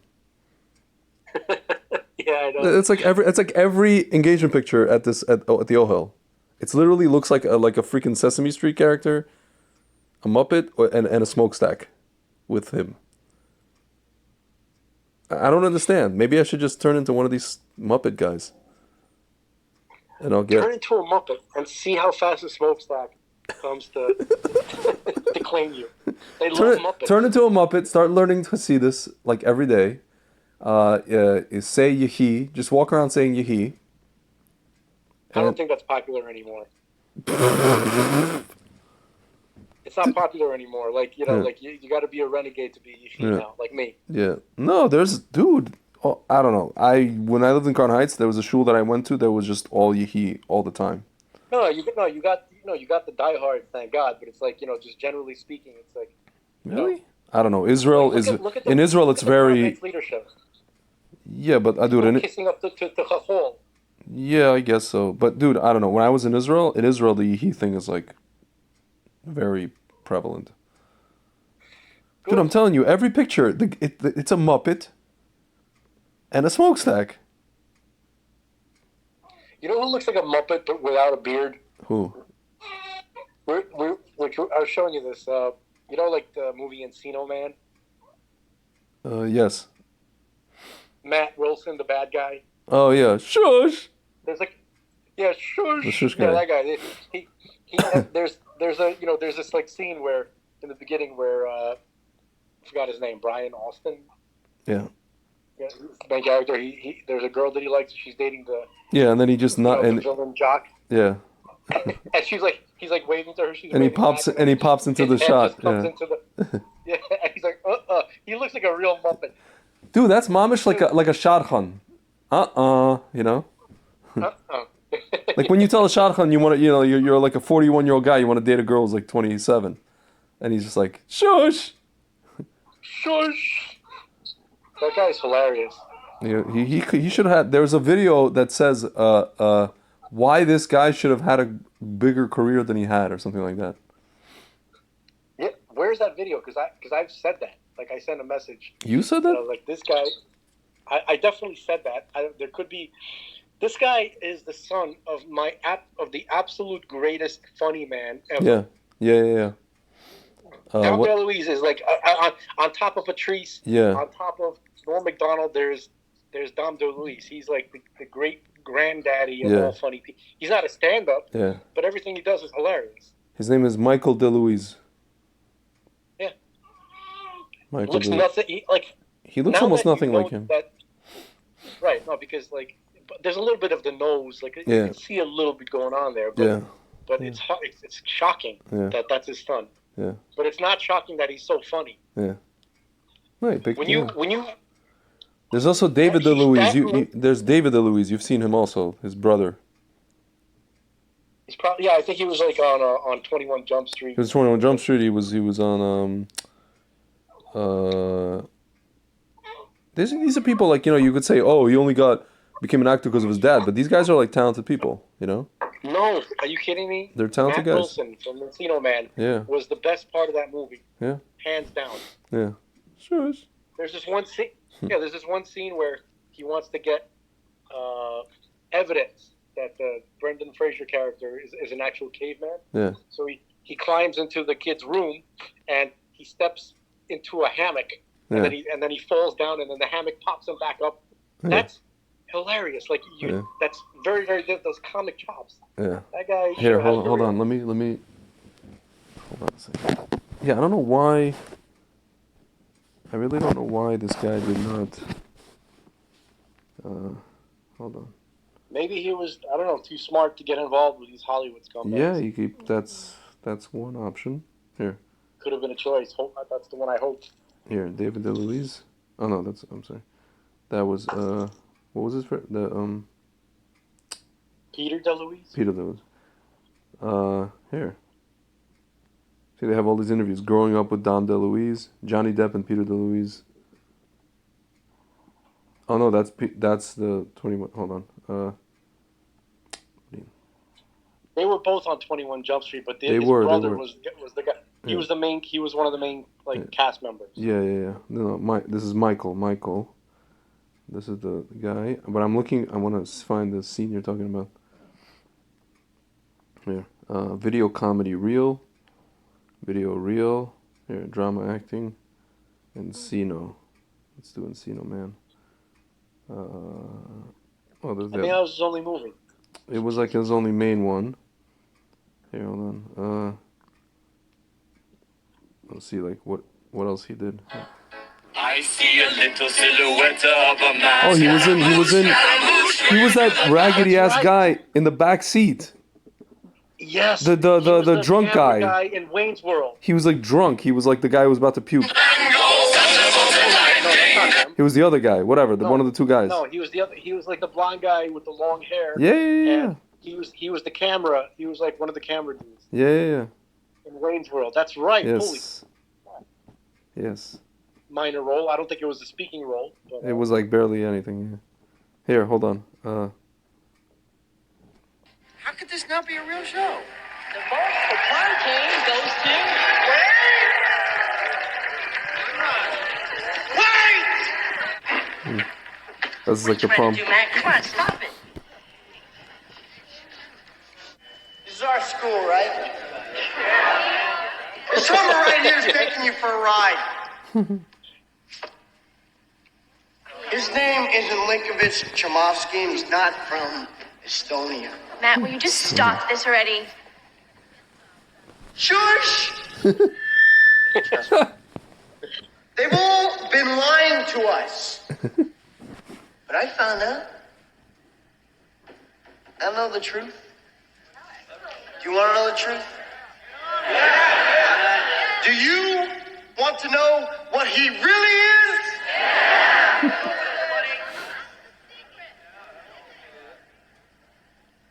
He's a caveman. Right. You notice anything weird about this place? This is Wizards of Waverly Place. Whatever. It's just a whole reel of like different things. If you gotta get rid of that door. Think of I don't know why he didn't have a career. Really sucks. Really good actor. he could have. I mean, Makes no he's sense. funny. He's talented. Yeah.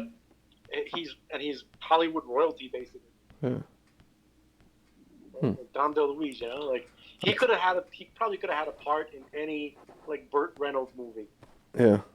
Burt Reynolds. He wanted. The hell. Because no, seriously, because Burt Reynolds was like, you know, he's like they were best friends with his father. I'm trying to see what else he was in. Burt Reynolds. He was in he was in Gilmore Girls, a few episodes. He was in CSI New York. Lost for like one episode. Las Vegas for one episode. Master of the Skies. Remember that movie with Dana Carvey? He played like a businessman. I don't know. This is weird, like little bit parts. Remember? Turtle. Flop, right? Turtle. Yeah, but it was funny. It was a funny movie. He played all these different characters. What's his name? Here. Dana Carvey, I remember. Master of... Hold on. You know, like to me, Master of the Skies, and that's like Leonard Six territory. Yeah. Or Blank Man. Yeah. Blank Man was more successful, actually. Yeah. What else was he? Hold on. I'm trying to see what. Yeah, he actually was in a Burt Reynolds movie. Hard Time. It was a TV movie. This guy. That's funny you say that. He was in a Burt Reynolds movie, made for TV movie. Third Rock from the Sun. He was in one episode. Remember that show Sequest? He was one of the main characters. I don't remember. 1994. Sequest 2032. 1994 to 1996. Remember that actor? Blin. You remember it was they had the hell's his name? Jonathan Brandis was the main character. Oh, he was that kid. They found him like he committed suicide. Committed suicide. Yeah, he's from Never Ending Story, no? Or from the second one. Yeah. He was from Never Ending Story 2. Yeah. Which sucked. Yeah. It was weird. Yeah. Why couldn't you get the kids from the first one? He was also in Ladybugs. Only a couple of years later. Yeah. Yeah, so this is Jonathan Brandis. So this guy was in... Roy Scheider was in this series. He was the captain of this Sequest thing. So Peter DeLuise was in it. Michael DeLuise, sorry. But actually both of them. I have no memory of this. No, I remember the show. I remember. Tales from the Crypt he was in. Encino Man, Wayne's World, 21 Jump Street, L.A. Law. He was in one episode. My Two Dads. Do you remember the intro to L.A. Law? Like dun, dun, dun, dun. Yeah, one of those. Yeah. Like power. Yeah. He was in My Two Dads for a couple episodes. This guy. That's it. It's weird. It's really weird. He's a very talented guy. I don't know why. Just odd. Maybe he didn't. Yeah, he didn't. Rub the right. You know what? You know what I mean? He didn't finagle the right body parts. If you know what I mean. He didn't do well on the casting couch. Exactly. If you get my drift. Yes. Apparently, guys had a casting couch too. Yeah, of course. This is true. I think we're. And not with girls. No. Which is, it's better for girls. At least they're with guys. Guys had to go with guys. Or boys had to go with men. How bad do you want it, folks? As what's it? Corey Feldman. That's what you have to ask yourself. Yeah, as Corey Feldman would tell you, and he will tell you. He'll tell you all kinds of stories. Which Ghislaine Maxwell can also tell us, but they won't ask her. I keep hearing about the Corey Feldman thing, and then the worst I heard is that there was some kind of some agent, slash a associate producer that nobody ever heard of. He's blaming that guy, but there are no big names whatsoever. I think that if he named bigger people, he automatically would have. He'd get Epstein, right? He would just have a contract out on his. I think he already has a contract out on his head, but he would have more of a contract out on his head. That was a big problem. Do you think that when he started getting a little bit older, right?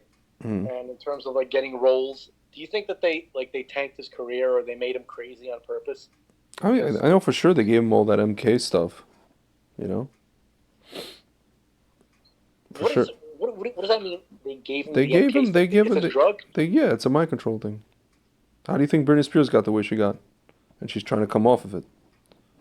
I just think that when you give young people that much money and fame, that takes care of it by itself. No, yeah, but in order to get to that point, you know what I'm saying? Or once that happens, let's say, they tell them, okay, now that you have everything that we gave you, you're going to listen to what we say, you're going to do what we want. And in order for them to get the person we'll take it away. Yeah, we'll take it away. They get the person to do that, they give them, it's like an insurance policy. They give them that drug just to make sure that happens. That's why you see all these stars like, Demi Lovato, that singer. She's like, I'm I was watching that documentary, What is a Woman? So they showed a clip of her going, I'm non-binary now, dude. They're doing the bidding. You understand? When these stars come out, these young stars come out and say, I'm non-binary, I'm this, I'm that, and the other. They're doing. She got a little chubby. She got a little chubby, but she's so beautiful. Yeah, she was. Yeah, and no, but like they're doing somebody's bidding. Clearly, they're doing some ritual. There's some cabal thing that's behind that. Tool. The Thule, whatever. Yeah. There's the tool. Yeah. Not a cabal, a tool. Thule. Yeah. So they want them to do this, and they give them a couple of pills here and there, and then that's not just pills. It's like a whole program. So Patrice O'Neill talked about that all the time. Not the pill stuff, but what they do. He's like, the reason why, because he's the funniest guy in the world, right? So everybody said it's like, he didn't. All he had to do was reach out and take it, but he didn't want to owe, right? Because he saw what happened to all these people. It's like they'll give it to you, right? Yeah. They'll give you a show. They'll give you a pilot. Yeah. And if you play ball and they like you, then they'll keep it going, even if the ratings aren't that great. They'll give you the time necessary to get for people to get to know the show, right? But you got to play ball, right? It's like when he was talking about when Tracy Morgan, he said some stuff about gay people, right? And because basically the gay lib mafia, they put him on 30 Rock, and that's what really got him to be famous, right? Yeah. So, with Liz Lemon. Yeah. Oh, Liz Lemon. Yeah. What's Liz Lemon's name? Tina Fey, right? Yeah. She's the Don of that mafia family. Yeah. Too big to fail. Yep. That's funny.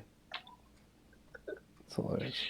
There was an episode with Norm Macdonald and I think he was interviewing Adam Sandler. Dude, you're fading in and out again. How about now? Yeah, it's better. Just kind of fading in and out. One of Norm Macdonald's podcast shows. Mm-hmm. He was interviewing Adam Sandler. Yeah. And he was asking him. He goes, how you keep in touch with any of those old, Saturday Night Live people, the writers, and somehow they got to talk to Tina Fey. Yeah. He goes, what do you think about Tina Fey? And then Adam Sandler's like, she's big. And then Adam Sandler goes, yep. Too big to fail. That's funny. Yeah. Hey. I don't know at this point. So, I want to show you something, and this is completely off topic. Okay. Right? And I want to go back to ministering angels and the aliens and stuff like that. Okay. Do that. Because last time we talked, we kind of touched upon like a little bit, but I wanted to just show you where we're holding in this whole thing. But before I do that, we were talking to these rabbis. We've had discussions about Rabbi Kessin and Rabbi Weisberg about the dates, Mashiach and all that kind of stuff, right? So we seem to be within a 5-10 year window. Yeah. Not even 10 years, less than 10 years. Yeah. Less than 8 years, actually. Probably about 5, 6, 7. No, but even the 210 year figure. Yeah. Before 6,000, that's less than 8 years. Yeah, it's about 8, 7, something like that. Yeah. And then we know that there are other verses, other psukim, that say that he has to come even before. It's funny because, again, the World Economic Shmorim, they have their whole target of 2030. It's just so funny how the Sitra Achra is right on schedule. Yeah. Gets it first, right on schedule. Yeah, but here's something else that is mixed into that. Mm-hmm. So I was watching all of these Lou Elizondo interviews. He had hundreds of interviews. He stopped doing them, by the way. Yeah.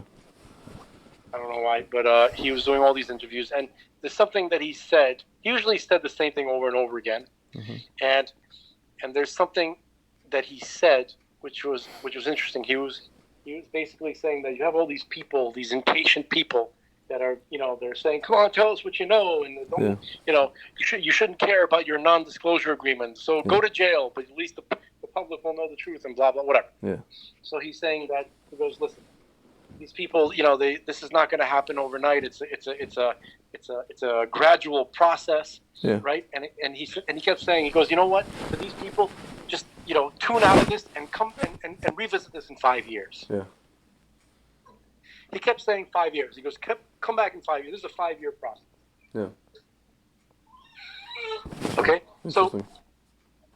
yeah, and so basically, there seems to be some kind of really nauseating kind of schedule for kind of like revealing what's going on beyond this mundane existence. Yeah. And it's agony. It's absolute agony. Yeah. I hate it. Yeah. And it doesn't. And I hope it doesn't work out. You're saying, Like, you're just saying you because hope it pans out earlier. You're saying. Of course, yeah. I hope that whoever you're still like kind of fading in and out. It's just like I don't know what you're. This is the damn WhatsApp that you insist on. Okay, fine. So basically, yeah. As So we speak, by the way, I'm looking into like microphones that we can both buy. For folks, doesn't that make you excited? You might hear us better. Can you imagine hearing our beautiful voices even better? Mm-hmm. High def. Yeah. This brilliance coming to you in absolute high definition. Mm-hmm. I'm gonna try to make it affordable for both of us. Yeah. Anyway, go on. Yeah. So okay. So basically, there's this. My point is like there's this other synchronicity going on between the Mashiach thing and this UFO stuff. Mm-hmm. Okay, I just these figures, these like numbers keep popping up and overlapping in these in this subject matter. There's overlapping things in these seemingly two different subjects, Mashiach, and then this whole UFO stuff going on. Mm-hmm. So one thing I want to show you, there's if you go on Twitter. Hang on a second. Hang on 1 second. Yes, sir.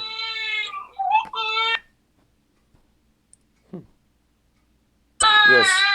I also hear Mr. Okay, multitasking. Hang on. Yeah. Hey, shut up, you. Rot закрой, баран. That's what my father says to me. I was gonna say, don't start him out like that. No, it works. He stopped. He understands Russian. He understands Russian tough guy shtick. That's really sad. This ain't no soft baby. When I was in the Caribbean, we had a driver who would drive us from where we lived to our classes. Mm-hmm. His name was Bill. And Bill's toddler was walking around the van. Mm-hmm. No baby seat, no nothing. I'm like, "Bill, isn't this dangerous?" And he got mad at me for he goes, "This is a Caribbean baby. This is not a soft baby." That's hilarious. It's a Caribbean. Like, they have like an accent? Yeah. He's like, this is no soft. I can't do the accent, so it wouldn't even be funny. Yeah. I would love to do his accent. That's hilarious. And I'm not trying to be racially sensitive. Yeah. But I do like to be funny if possible. Yeah. Ladies and gentlemen, this is you're listening to the next generation of Zelenko. Hey, you. Zelenko, the next generation. We're gonna call. I'm telling him to shut up Russian style. We're gonna call Child Protective Services on you, Frank. Hey, Vasya. Тихо. Vasya. Hey, Vasya, get him. I like how we just picked up all these things and that's all we know. Like that's all we that's all. That's like our child rearing is whatever we picked up from our dads from like the Soviet Union, which is freaking terrible. No, which means, can you translate "idiot to the baran" means get out of here, you ram. You ram, right? Why is it a ram? Because a ram just keeps hitting his head on whatever, and like it's kind of like a stubborn, like a stubborn, dumb, damaging animal. Yeah. Who just like hits his head on stuff, Baran. Baran. That's all it is. That's all you get. Apparently, my dad. I was told that like my dad came home right as my bris was starting. You know, he was like working a long shift, and there was brises at my house, and then I was like crying, and he's like, shut up, Baran, and I stopped crying. Hilarious. So okay. That's very funny. There's a way to do it where even the baby knows I was doing shtick. Even the baby knows. Well, of course, this is my baby. Of course, he knows about shtick. You know? You know what I'm saying? Yeah. Well, I found... How much are you willing to spend on a podcast microphone? You willing to spend $30? I want to spend however much it takes where people could actually hear my brilliance. Uninterrupted. High def. Yes. I mean, there's a... Here.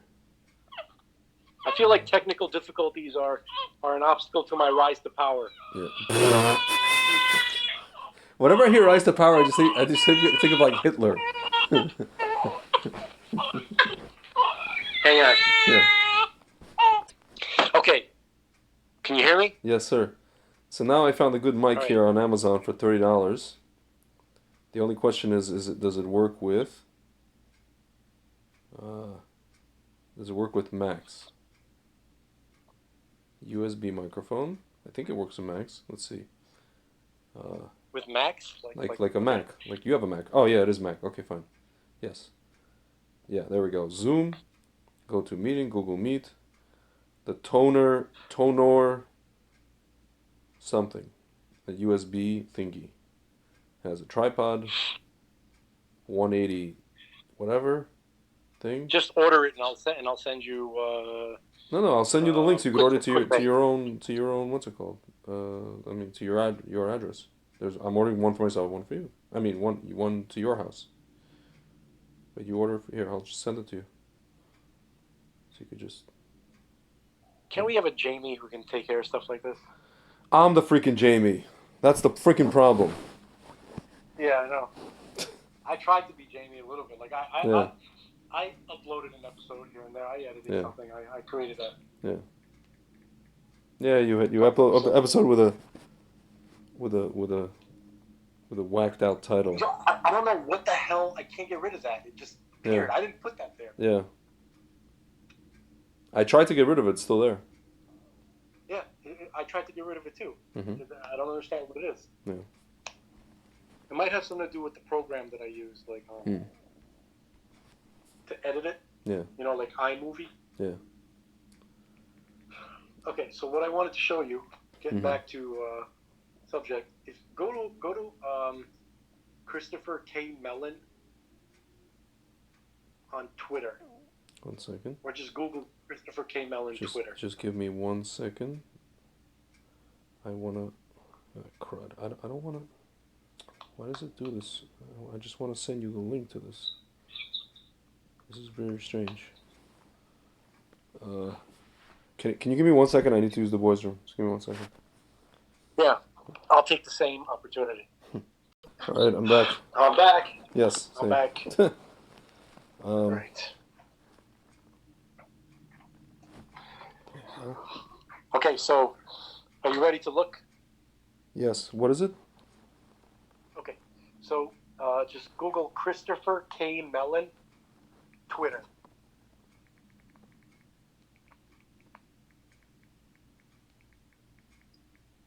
All right, come on. There you go. This guy with 2 L's, right? Yeah. Yeah. So he posted. Yeah, Mellon with 2 L's. He posted like the best possible resource I can imagine. A couple of days ago to catch people up on this whole UAP thing. Congrats to the Senate Intel Committee for outstanding bipartisan work on the UAP topic in this year's Intelligence Authorization Act. See section da-da-da-da. This is what it is. Right, but just for the folks at home, anybody who's not familiar, Christopher K. Mellon was the former Deputy Assistant Secretary of Defense for Intelligence, former Minority Staff Director, Senate Select Committee on Intelligence, during Bush and Clinton, I believe, both. So, and he was in there during 9/11 and all other kinds of situations. But anyway, so he played a big role in getting some of those Navy UFO videos declassified and admitted to. So that was like basically him who did that. Yeah. So the thing that you just read, we'll get to that in a second. But basically, if you look underneath that, something he posted on July 7th. So this should help to ensure. No, hold on, lower than that. Oh, there he goes. Underneath that, it says, if you are new to the subject of UAP or know someone who is, there is a concise and innovative new UAP guide that can quickly help people get up to speed. So it's basically a document. It's like a PDF with quotes from high level people about this issue, like direct quotes with the reference where they said it, where and when, and it's amazing. Yeah. I've never seen. This is like the best idea that anybody's come up with in terms of collecting this information, and it'll give you a real understanding of how seriously this is being taken. If this isn't a giant psyop, which I'm leaning towards not a psyop. Yeah. Why? Because this has been going on for too long. Like you can't have an 80-year multi-generational psyop. That doesn't make that much sense. Yeah. Okay. So the subject itself is real. How people are using it, that's a different story. Yeah. Okay. But can you click on the document? Do you see what I'm talking about? Hold on a second. I'm trying to go to it and it won't let me. 1 second. Christopher K. Mellon. Go back to him. It's not letting me go to any of these. It's like a PDF. Okay, download. So yeah, downloaded it. It says can't. Hold on. This phone is not. She's gonna. Let's see. Let's see if I can do it on my other phone. Oh my goodness. Time's a fast over, like 9 o'clock. After Marv. Come on. What's this? We should talk about this fast too for a few minutes. Yeah, we should. Okay. Come on, what is this? It's not opening. I gotta do this on my computer because it's just annoying. Hold on. Okay, cool. Just 1 second. Damn it! Son of a gun.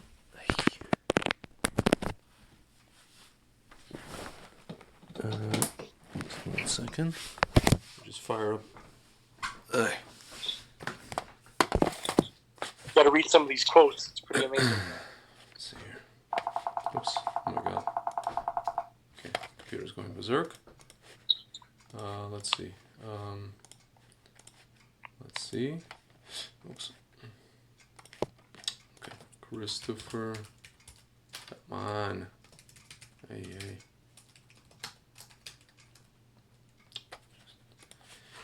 Okay. There we go. There we go. Okay. All right. I opened that. Where am I looking? Okay, so just I guess go back to Christopher Mellon, Twitter. No. I clicked on the what's it called? I'm in the document now. You're in the document. Yeah. It's in the document, folks. 1 second. Okay, so just scroll down. Okay, you see it says UAP guide, a 15-minute introduction, right, to unidentified aerial phenomena. I mean, I'm in page 1, S4503. I don't know what you're talking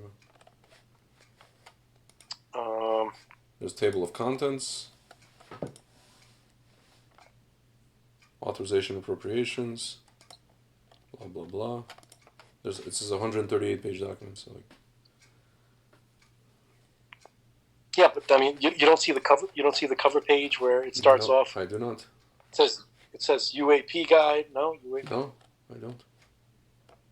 Okay, I guess I'll just read some of the. Okay. I'll read some of the quotes. So, all right, it says UAP guide, a 15-minute introduction to unidentified aerial phenomena. Mm-hmm. So, so it is recommended by, again, Lou Elizondo, former director, Advanced Aerospace Threat Identification Program. Then Christopher Mellon, this former Deputy Assistant Secretary of Defense. Then we have a couple of people. We have Ryan Graves, Chair of American Institute of Aeronautics. He was actually he was a Navy pilot who is a witness to this UAP stuff, and he was one of the guys who was saying that in the 2 years that he was flying off the coast of Florida, they saw it literally every single day. Him and his co-pilots and all the other planes that were flying out with him, they saw it every single day. Okay. And there's a bunch of people who recommend it here. And one name I found very surprising. Have you heard of Sebastian Thrun? Sebastian who? Sebastian Thrun. Thrun? Founder of Google X. Hold on a second. Hold on.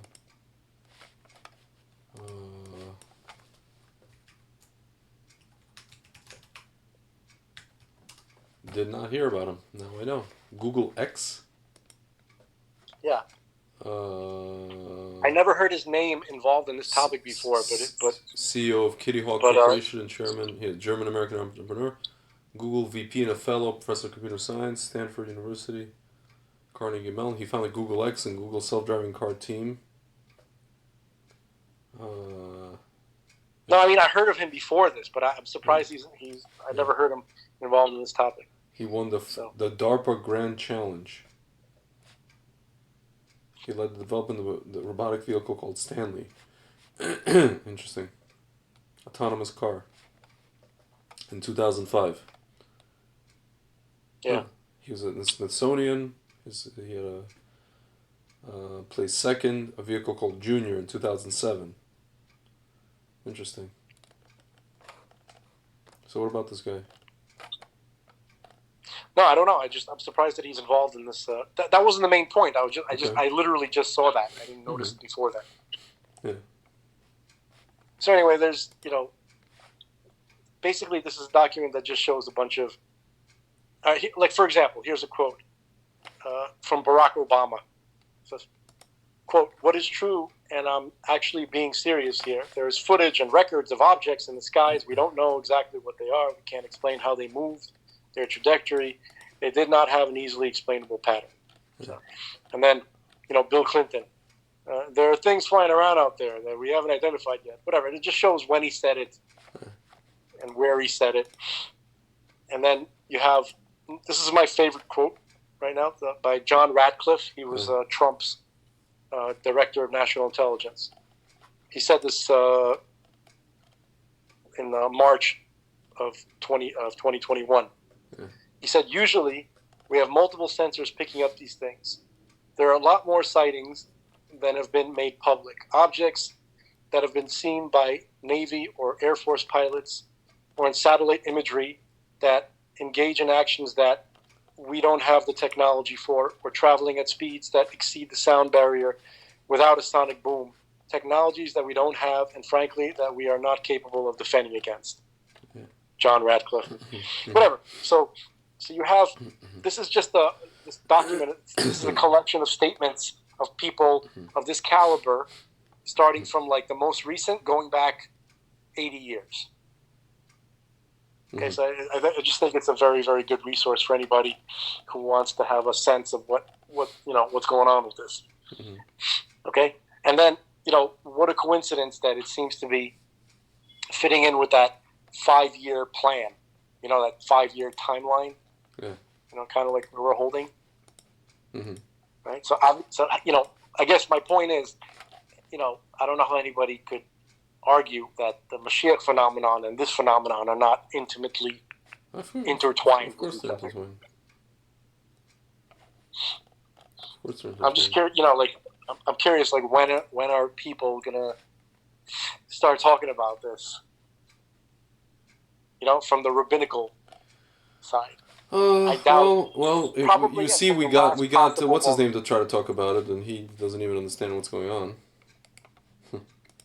Rabbi Kessin. No, Rabbi Kessin is not familiar with any of this stuff. Yes, I'm saying, even the people that are, they're just kind of like, you see, there's not a lot of interest. No, he's not familiar with with what's been going on in the New York Times and the 3 Navy videos and all that kind of stuff. He's like totally oblivious to that. Like you could tell, like when we talked to him about that, he wasn't aware of that. Like the stuff that he was talking about was kind of like old stuff, like it's maybe something that Ari Kaplan said, or in the 80s, going back. And so I'm just wondering, like when is it gonna? Well, again, it starts with awareness. I just don't think there's a lot of awareness.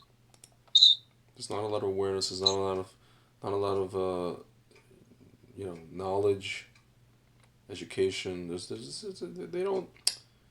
Like, it falls in line with the same thing of, like, people are just doing Torah and mitzvahs and, they're not worried about these things. I think it might be up to us, dude. It might like, be up literally to us. literally just me and you, because I don't think they're going to face this unless they're forced to. Yeah. Well, the thing is, they're going to face it when it comes. You know what I mean? No, that's one thing. But what if we can generate it, like, a little bit faster, right? Yeah. Like there's a similarity between this topic and the Mashiach thing. Yeah, it's true. Like, both topics seem to be where the people are not interested anymore. Yeah. Yeah. It's yeah. It's been hidden too long, right? Yeah. And so you have to be proactive in bringing it to the public to kind of like gain an awareness of why people should be interested in this thing. Yeah. Okay, I'm not talking about any specific statements. I'm just saying, like, look, this seems to be related to that. I don't know how, but look what is available publicly. Look what our military is saying. Yeah. Look what they're encountering. You have these people. Just listen to what they have to say. They're saying it's happening every single day. Like Tucker Carlson says, it should be the biggest story in the world. Yeah. Right? He says that every time he brings up the subject on a show. And I'm not a huge Tucker Carlson fan. Yeah. Especially since he didn't take the opportunity to interview my brother. Yeah. And I'm not like mad at him. I just think he's a loser for missing that opportunity. Who? Tucker Carlson. Oh, yeah. Okay? All these people, like Laura Ingraham and Tucker Carlson and stuff like that, they had an opportunity to talk to my brother. Yeah. Yeah, they did. They could have. They didn't because they might be part of it. They might be part of the of the obstruction to this information coming out. Yeah. Because I know that he was aware of it early on. The COVID thing. Yeah. You know what I mean? I know that. Okay, because even Hannity, like Hannity had my brother on his radio show. He did, yeah. Okay. I didn't know that. Yeah. Early on, he was, and my brother didn't sound like he was very nice to him, but it really? Was he was embattled. Really? That was like that was at the peak. Like he was probably literally treating someone as he was talking to Hannity. Yeah. You know what I mean? Like, so he was like stressed out and whatnot. But but Hannity dropped the ball too. Yeah. They all dropped the ball. Yeah. You see, I want to be nice and say they dropped the ball. Yeah. Because that way I don't have to say that they were involved in obstructing information. Okay? And Joe Rogan, all these people are losers. Because whatever their reasons were, whether they just wanted to stay neutral or they were scared or they were part of it, they're losers because they had the opportunity to do the right thing. They could have saved lives. Yeah. Right? And it's not about like, giving my brother a chance to be on their show. Yeah. It's quite the opposite. It's my brother giving them the chance to do the right thing. They had the chance. Yeah. Can I play for you the Hannity clip? It's like a 6-minute clip. I found it. March 23rd, 2020.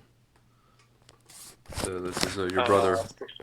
Your brother. I don't think he was speaking the whole 6 minutes, but okay, let's hear it. I'm just saying it's a whole, it's just a back and forth. Let's see. hydroxychloroquine and Zithromax. Well, I happen to have on the line another doctor. By the way, Dr. Brian McDonough stays with us, and he is a clinical professor of family medicine at Temple University School of Medicine. By the way, he's been known to New York audiences as the medical editor, 1010 Wins, since 1996. And I'll tell you, I am looking at something in front of me that I find just amazing, and it is from a Dr. Zelenko. Now, I just want to read this to you. To all medical professionals around the world. And he goes on. Hang on, I think Uncle James just printed it for me. Thank you. For the last 16 years, I have cared for approximately 75% of the adult population in Kiryas Joel, which is a very close-knit community, approximately 35,000 people, in which COVID-19 infection spread rapidly and unchecked prior to the imposition of social distancing.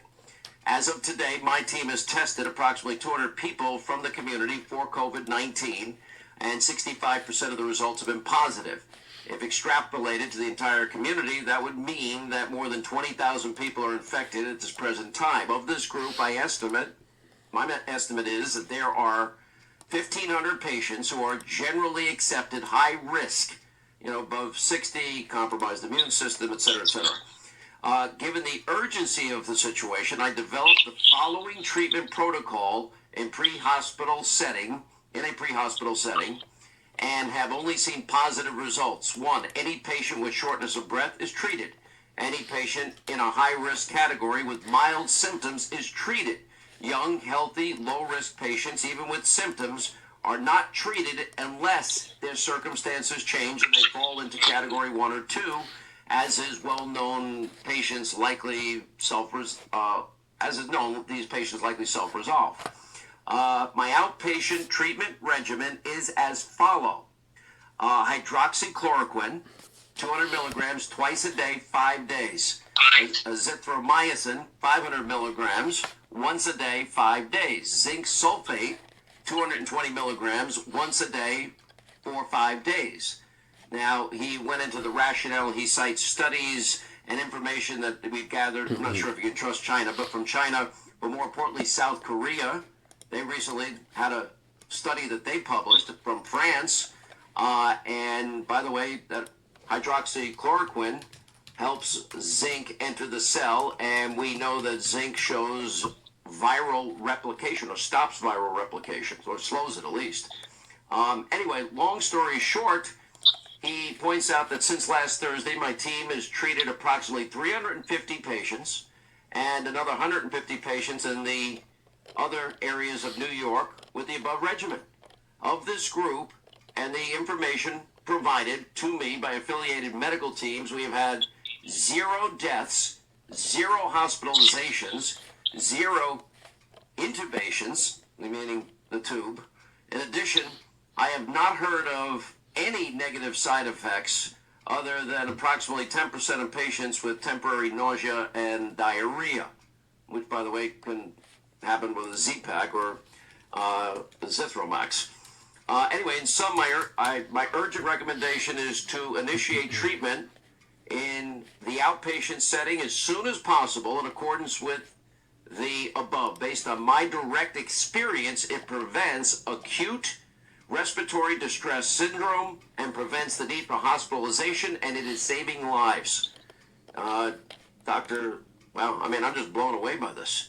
Dr. Zelenko joins us now, along with Dr. Brian McDonough, and we'll try and get in a couple of medical calls this half hour. Dr. Zelenko, thank you so much for being with us. Thank you, Sean. Okay, tell us so all of this is true. You've had 100% success rate. Well, I define success as not having to go to the hospital, since hospitals are overwhelmed right now. So I've treated aggressively these patients, and I've seen remarkable results. Within the shortness of breath issue resolves within 4 to 6 hours.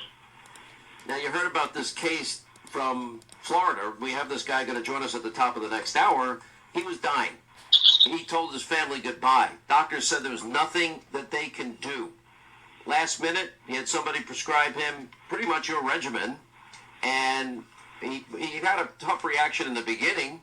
They gave him some Benadryl, Anyway, after that, the next morning he woke up, and I'll quote his exact words because I was kind of stunned by it.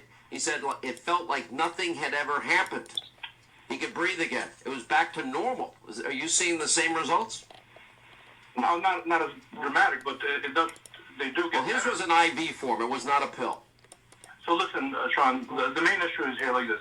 And once ARDS kicks in, that's basically, there's tremendous cell damage and there's cytotoxic chemicals being released in the lung, destroying the lungs.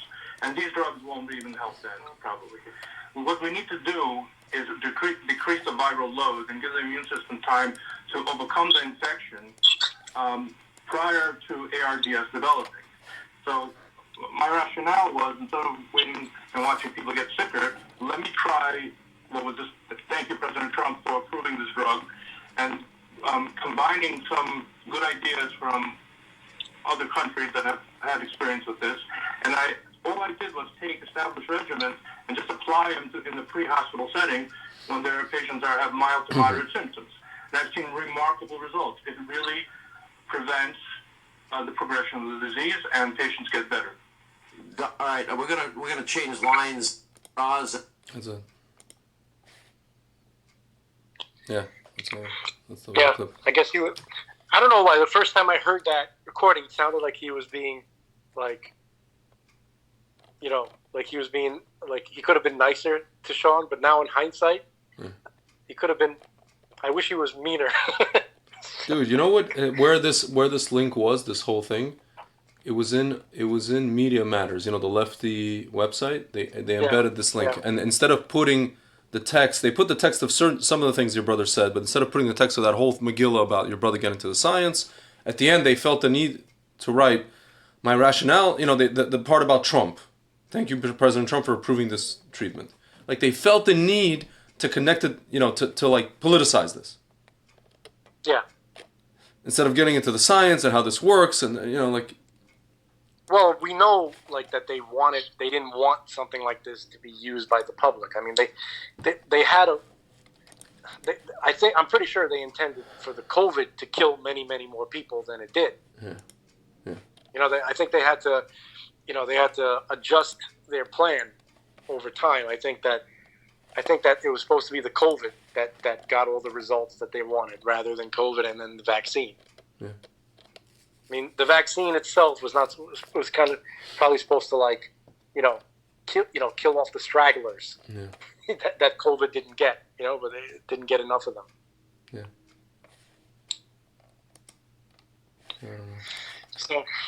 So my whole point for bringing that up was that the COVID topic, and then this like UAP topic, which is, for anybody listening right now, is still within the realm of a joke, or kind of like the Inquirer, the Comic Relief, or something like that. But to me, I'm looking at it, and from everything that I'm hearing, from all available information that is being discussed, to me, that's where everybody should be looking.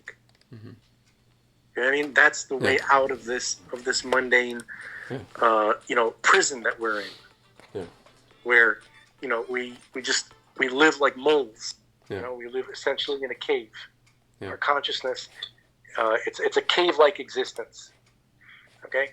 And we're stuck in our patterns, and we don't have access to it. We can't enjoy the truly wondrous parts of reality, that are all around us. Yeah. And it's like knocking on the door, it's like the reality itself is like kind of trying to pop into your consciousness, and people are just like, it's like, it's the J Witnesses. Yeah. I'm not going to open the door. They ring the bell, and it's like, so that's, you know what I mean? Yeah. So what I was saying earlier is that it's probably up to us to get the rabbinical side of this topic to be discussed at some point.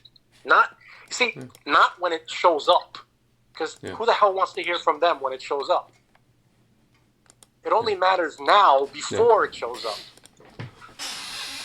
To to help people adjust, Yeah. or to create like anticipation. Dude, but you know how these things work. Like it seems like you tell people anything that something's coming before it shows up, and they don't have the time to hear it.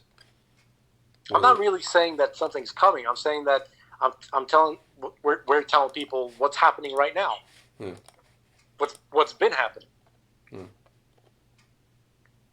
You know what I mean? And I don't know. Like, is it necessarily? Does it have to come? I don't know if it has to, but if there's an interest, right? Like in the consciousness of man, you know, there could be like the more people that are interested in it, right? That can create an what's it called? The arousal from below, and then a response from above. Yeah. You know, if people are legitimately they want to interact with the phenomenon and they want to know what it is, what its place is in reality, and learn more about where we live and what life can bring. Yeah. Right? Then it could be a positive thing. And here's another thing that we didn't discuss, and I've seen this even in some like Jewish guys on their like YouTube channels and podcasts, and the QAnon people. They're talking about a fake alien invasion. Yeah. Have you heard about this? Yeah. They're QAnon people, or people who discuss these topics. Yeah. Even like that guy Eli Weber. Yeah. You know. Yeah. Who was he was talking. He just basically says like whatever the Q situation is, like whatever. I notice a lot of these frum people who don't have like a background in a lot of things. They just repeat Q stuff. You know, they just like regurgitate Q stuff sometimes. You know. Right. It's kind of annoying to talk to them sometimes. but what's funny is that he's gone really far, where he's like, there is going to be a false flag alien invasion. Okay. But that's separate from our galactic space brothers.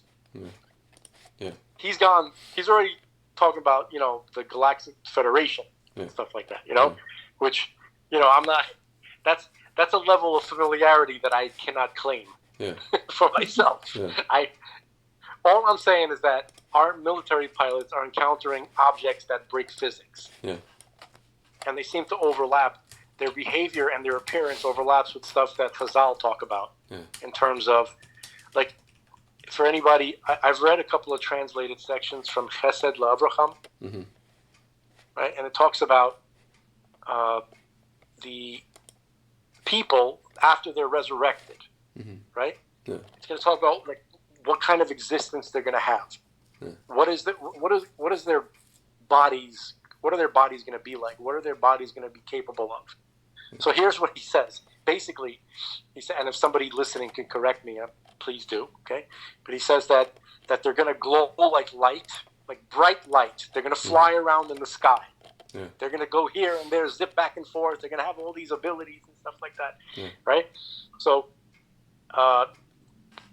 it's a lot of overlap there with what people are seeing. Yeah. I'm saying that this could be partly a spiritual phenomenon, what they're observing. Yeah. Okay. Do I know that for sure? Of course not. Okay. Yeah. So, you have like the pilots who were talking about these like glowing orbs, giant orbs that just hover over the aircraft carrier, like the USS Reagan. Yeah. There was a couple of cases that were going on. One of them is from the USS Reagan, this giant aircraft carrier. Right. Yeah. This is like in the early 2000s. This is actually also in 2004, the same year as the Nimitz thing. Yeah. Okay, so you have a ship with 150 people on deck who witnessed this giant. It looked like the sun, right? But obviously it was in the middle of the night, and it was moving around like in these crazy, erratic, like zigzag, instantaneous acceleration, But it looked like a mini sun, like a plasma ball that was just like flying over their thing. And this is the kind of stuff that they talk about all the time. Yeah. Okay, so that's happening. Isn't that interesting? How can anybody be talking about anything else? Yeah. Explain this to me. It's crazy. People talk about the news all the time. Yeah. Okay, if you're gonna claim that the news never tells you any truth anyway. Yeah. Okay, if that's the case, then don't talk about it at all. Yeah. Right. But if you're gonna talk about the news, then can you at least talk about this amazing, interesting stuff? It's crazy. You know, talk about. Yeah. You can talk about whether it's fake. Just Yeah. at least acknowledge it. Just weird. That's crazy. It's weird. Yeah. It's I don't know. That's why we need that Ghostbusters event when the containment unit. Listen, Ghosts like broke out. you said, there's been such a psyop in the sense of all the ridicule, all the making jokes out of it.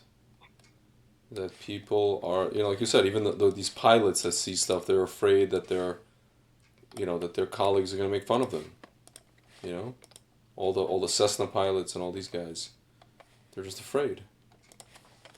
It's a clear. stigma at this point. The guys who came forward, the witnesses who are like talking about it now, they're saying how they took the cue from their officers because they're seeing this thing and they're and they go to their superior officer. They see the officer is kind of not really acknowledging it. Nobody's really chattering about it. It's kind of like everybody's just functioning like it's not there.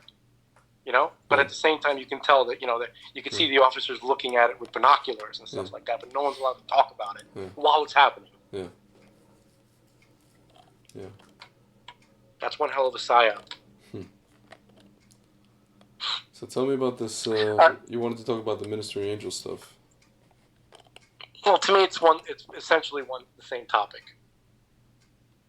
Okay. You know what I mean? Like when I said like ministering angels, like the UFO thing, to me it's basically like I guess what I'm saying is, to me I've personally accepted that this is it's the same thing because there's no other game in town.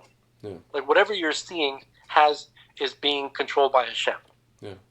Hashem uses these ministering angels as his mechanism, whatever. Yeah. He could have used Daffy Duck. Instead, he used these guys. I don't care. It is what it is. Yeah. So that's how I look at it. But I guess we said enough about it. Do you want to? I looked up this fast that we're going through today. Yes. Should I read a little bit about it? This Please. is like from Chabad.org. Yeah, please, 11 please. facts about the 17th Tammuz fast day. Yeah, please. Okay. So number 1, it is a fast day that is referenced in the book of Zechariah. The 17th day of Tammuz, known as Shiva Asar B'Tammuz, is one of the 4 fasts that the prophet Zechariah predicts will one day morph from sadness into joy and gladness. He refers to it as the 4th fast because it takes place in Tammuz, the 4th month of the Jewish year, counted for the springtime month of Nisan. Counted from the springtime month of Nisan. Okay. Then there's something about Sephardim announced it on the Shabbat before. The Code of Jewish Law cites that Sephardic custom that on the Shabbat before this fast, the cantor announces when the fast will be observed. Okay. That's an odd thing to add in this, but anyway. Okay. Fact number 3. It's when Moses broke the tablets. And actually, Rabbi Kessin was talking about this in his last lecture. He mentioned that this day is actually the worst day in human history. Yeah. Because the tikkun was almost done, and Moses, he could have officially, fulfilled the role of Mashiach ben Yosef. Right, but then when he had to break the luchot, the tablets, so that was the worst. Anyway, so it says that it's when Moses broke the tablets. On Shavuot, the 6th of Sivan, Moses went up on Mount Sinai, and God communicated the 10 Commandments to the nation. The following day, on the 7th of Sivan, he went up once again and told the people he'd be back in 40 days. On what they believed was the 40th day, which is the 16th of Tammuz, the people became antsy, and they crafted a golden calf, which they worshipped the following day. which is Tammuz the 17th. Upon seeing this disastrous action, Moses shattered the tablets and begged God for forgiveness. There's actually a link here that says, what was the golden calf? I'm very tempted to click on it, but maybe next time. Okay, so let's see. The Romans breached Jerusalem on this day.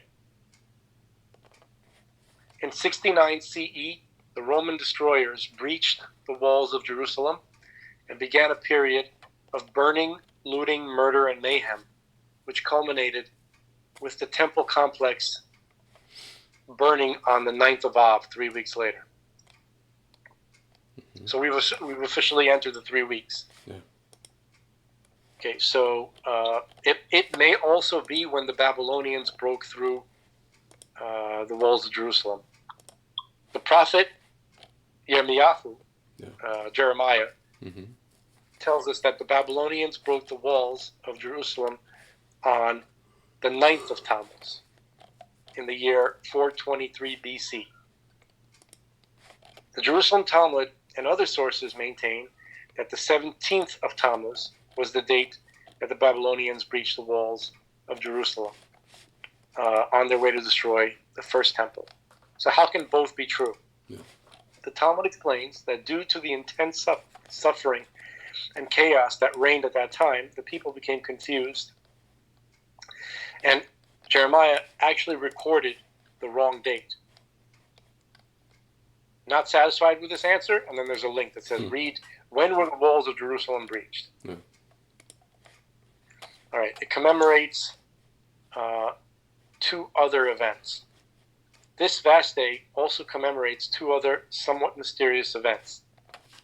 It was the day when Apostamus burned a Torah scroll and an idol was placed in the temple altar. Historians have long debated when the Torah burning occurred. Some maintain that Apostamus was a general during the Roman occupation of Israel, while others contend that he lived years earlier and was an officer during the Greek reign over the Holy Land. The nature of the idol placed on the altar is also shrouded in controversy. Some say that this too was done by Apostamus, while others say it was done by King Manasseh of Judah. Who was Apostamus and who burned the Torah scroll? Okay. That's another link to click on. Okay. Here's another fact. Number 8. It's often on Sunday. This fast that we're in, the 17th of Tammuz, it's often on Sunday. Like the first day of Passover, the 17th of Tammuz can occur on Shabbat, on Sunday, Tuesday, or Thursday. When it falls on Shabbat, it is delayed until Sunday, as fasting is not permitted on Shabbat. So this means that approximately 40% of the time it is observed on a Sunday. Okay. So as we know, the 3 weeks begin on the 17th day of Tammuz. And the 9th of Av are marked by the national mourning for the tragic events that happened at this time of year. We do not hold weddings. We don't enjoy music or cut our hair. The sadness intensifies on the final 9 days, which begin with the 1st of Av and are further increased on the actual week of the 9th of Av. Okay? Here's another one. Noah first released the dove on this day. The ancient rabbinic chronology, which is called Seder Olam Rabbah, it tells us that on the 10th of Tammuz, Noah dispatched the raven from the window of the ark, only to have the bird return. 7 days later, on the 17th of Tammuz, he sent out the dove, who also returned, since he could find no terra firma on which to land on. The dove was sent out again, even days later, and this time returned with an olive leaf in his beak. Okay. And then the 11th fact about this day is Rabbi Yitzhak Rappaport passed away. Interesting. For centuries, the chief rabbi of Israel has been known as the Rishon LeZion, meaning first to Zion. The Sephardi. This designation this designation has always been held by a Sephardic scholar. An Ashkenazi counterpart eventually developed as well. The only Ashkenazi to ever hold this position was Rabbi Yitzhak HaKohen Rappaport, who was born in 1685 to Polish parents in Jerusalem and educated in the Sephardic yeshiva system. After serving as rabbi of Izmir, Turkey, for decades, he returned to Jerusalem, where he was appointed chief rabbi. He passed away on the 17th of Tammuz, 1755. I never heard of that.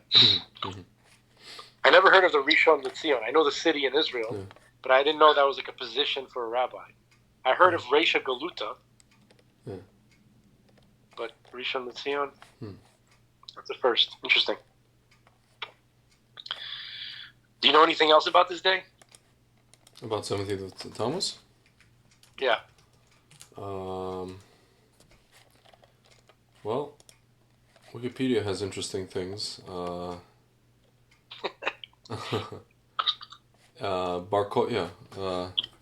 You mentioned this, right? Bar Kokhba's revolt, a posthumous burn the Torah scroll.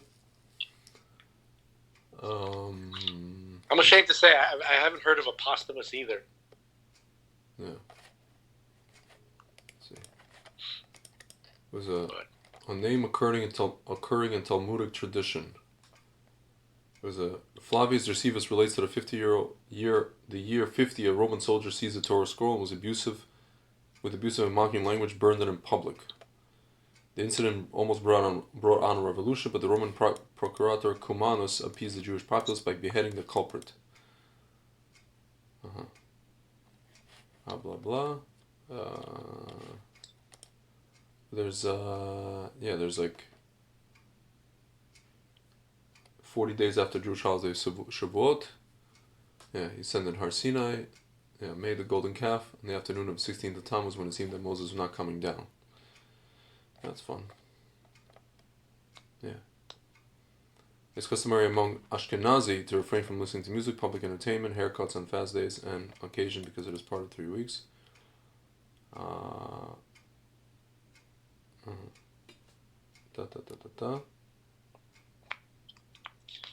Yeah, Ashkenazi communities recite Avinu Malkeinu, Shachris, and a Mincha. Read the Haftarah. Oh, dude, remind me to talk about Gay Dumbledore. Sorry, continue. Okay. Doesn't have to be this time. That's but we got to talk about Gay Dumbledore. Yeah. And how much he sucks. The 3 weeks beginning on the 17th of Tammuz, ending with 9th of Av, and known as Beina Mitzarim, between the straits.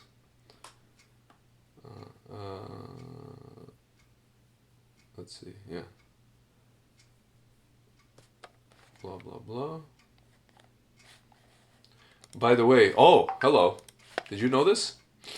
17th of Tammuz was what day in American history?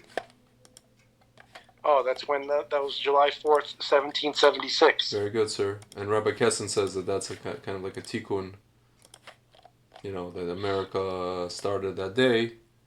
That's like a hesed. Here. There's a whole... You're looking for the transcript? No, I'm looking, either transcript, there's also this guy,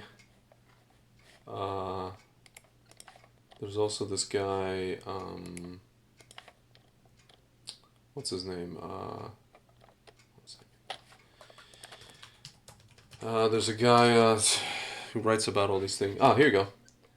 Here you go. Okay. There you go. That's it. Yeah. Okay.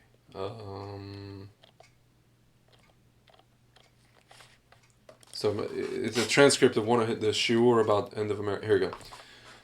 The rabbi points out that this lecture being given on the 17th Tammuz is particularly propitious. Aside from its association with the many Jewish catastrophic events, 17th Tammuz coincides with the date of the signing of the Declaration of Independence on July 4th, 1776. Why would America, quote-unquote, rise on that date? This is the beginning of the Tov Shebe'esav. How is America the embodiment of the benevolent aspect of Edom, of Esav? First, one can contrast it with Edomic manifestations with Russia and Europe, both, quote-unquote, slaughtered the Jews.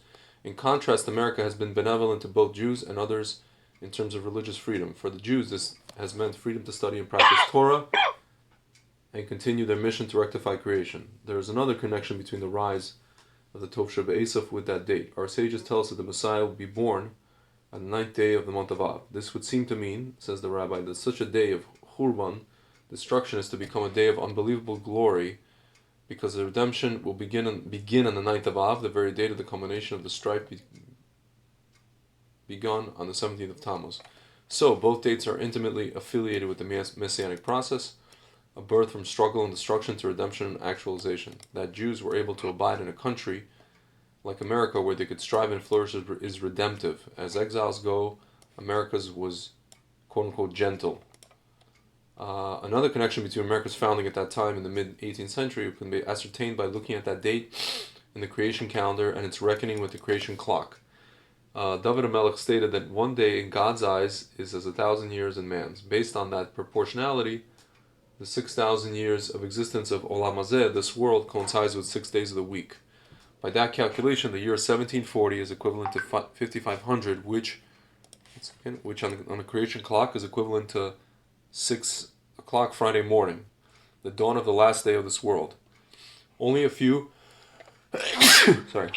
decades later, America is founded, and the Tov Sheb'Esav advances from being embodied in one man, Marcus Aurelius Antoninus, to being country, America. Also at that time, other events explicate the diminution of the suffering of Jewish exile, the French Revolution, and the growth of democracy in Europe. Who's writing this, by the way? This is this woman Robin, the one that Rachel, she does this it's a transcription from a Rabbi Kessin lecture. Okay, all right. Okay.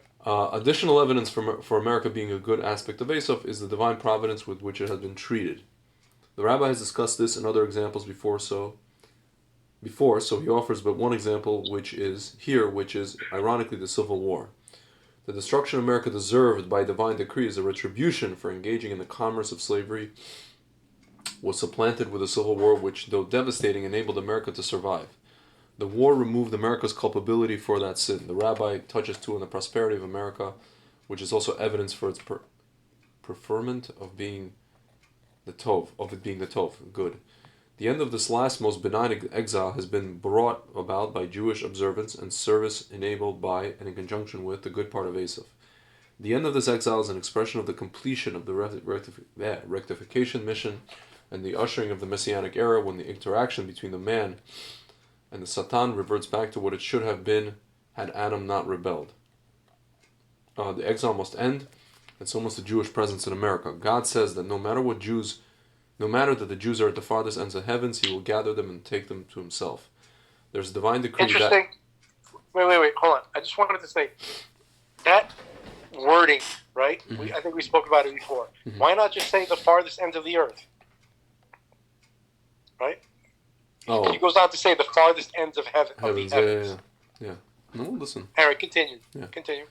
There's divine decree that at the end of time, the Jews will leave the exile, return to God and Israel, and be rehabilitated. So how does America exile end?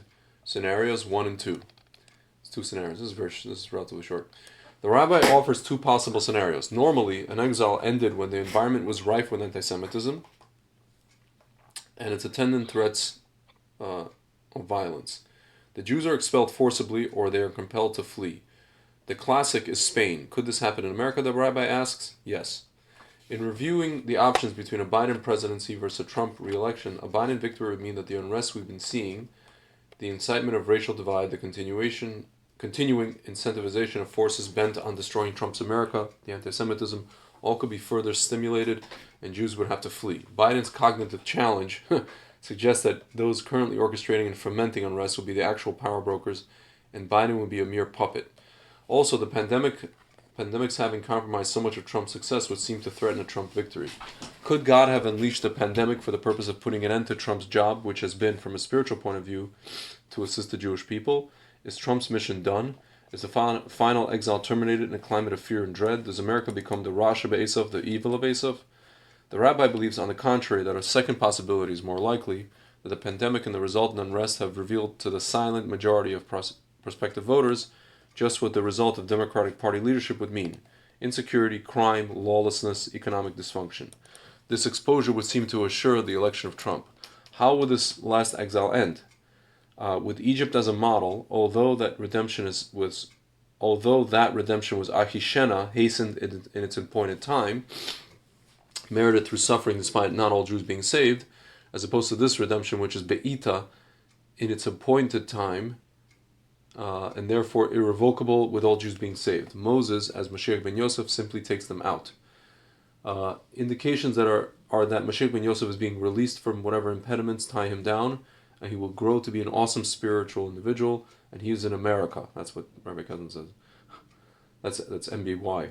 As the Gemara says, Messiah stands at the gates of Rome, meaning he resides in that land which he overthrows. He will, like Moses who grew up in the palace of Pharaoh, overthrow the hold that America has had on the Jewish imagination, and reveal that light which was invested in him by the Yehida, the highest aspect of the soul that is in direct contact with God, an aspect shared with him from primordial Adam, thereby allowing the entry of the messianic light and the comprehension of God's rulership over all creation. This light will imbue the Jewish people with a higher consciousness that inspires Jews to return home. So that's basically it. Right? This was transcribed in July 2020, so it was before the election, before the stolen thing. So basically, it was the first scenario that actually is transpiring. What in Rasha Basov? No, he was saying that is Trump's job over? Is God gonna is he gonna use Biden to end Trump's job and to get the Jews to leave? So if that was written before the election, right? So it would seem that the less likely scenario, according to Rabbi Kessin, is the one that manifested. It manifested, but that doesn't mean, Hold on a second. Yeah, but that doesn't mean it's over. I don't know. Who knows? No, you're right. It doesn't mean it's over. It's not over. Okay, it's still happening. Yeah. Who knows? I don't know. But clearly, the people see that there's a problem. Yeah, but I don't see anybody who has the ability doing anything about it. So. Yeah. I don't know. It's really a hellish existence. Yeah. And just every day I pray that it changes and improves and it just gets worse. Yeah. So tomorrow's another day, I guess. Yeah. And but one thing I'd like to do, right? I think that this is somewhat possible. Mm-hmm. I'd like to see if we can get like the rabbis who talk on the internet, right? Yeah.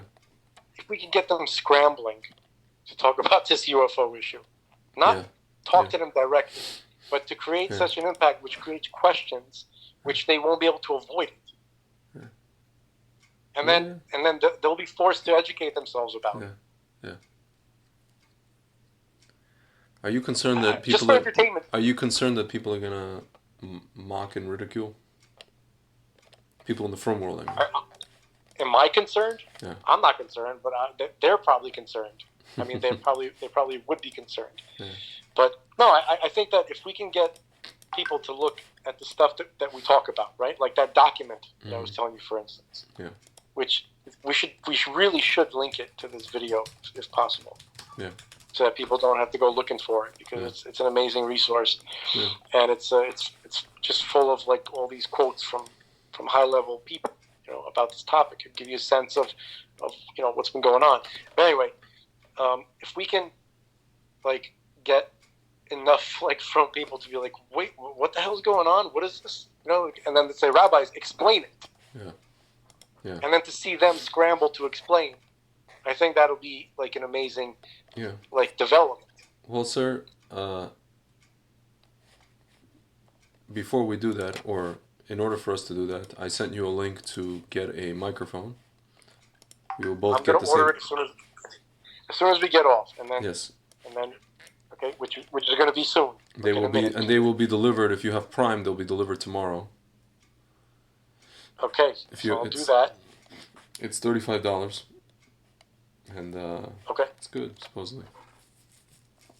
Okay. So what does that mean? I mean, is it still going to be a phone call, or it's going to be over? No, we'll do. It's a Zoom, but it improves supposedly the sound. Better Zoom sound. Okay, that's good. Yeah.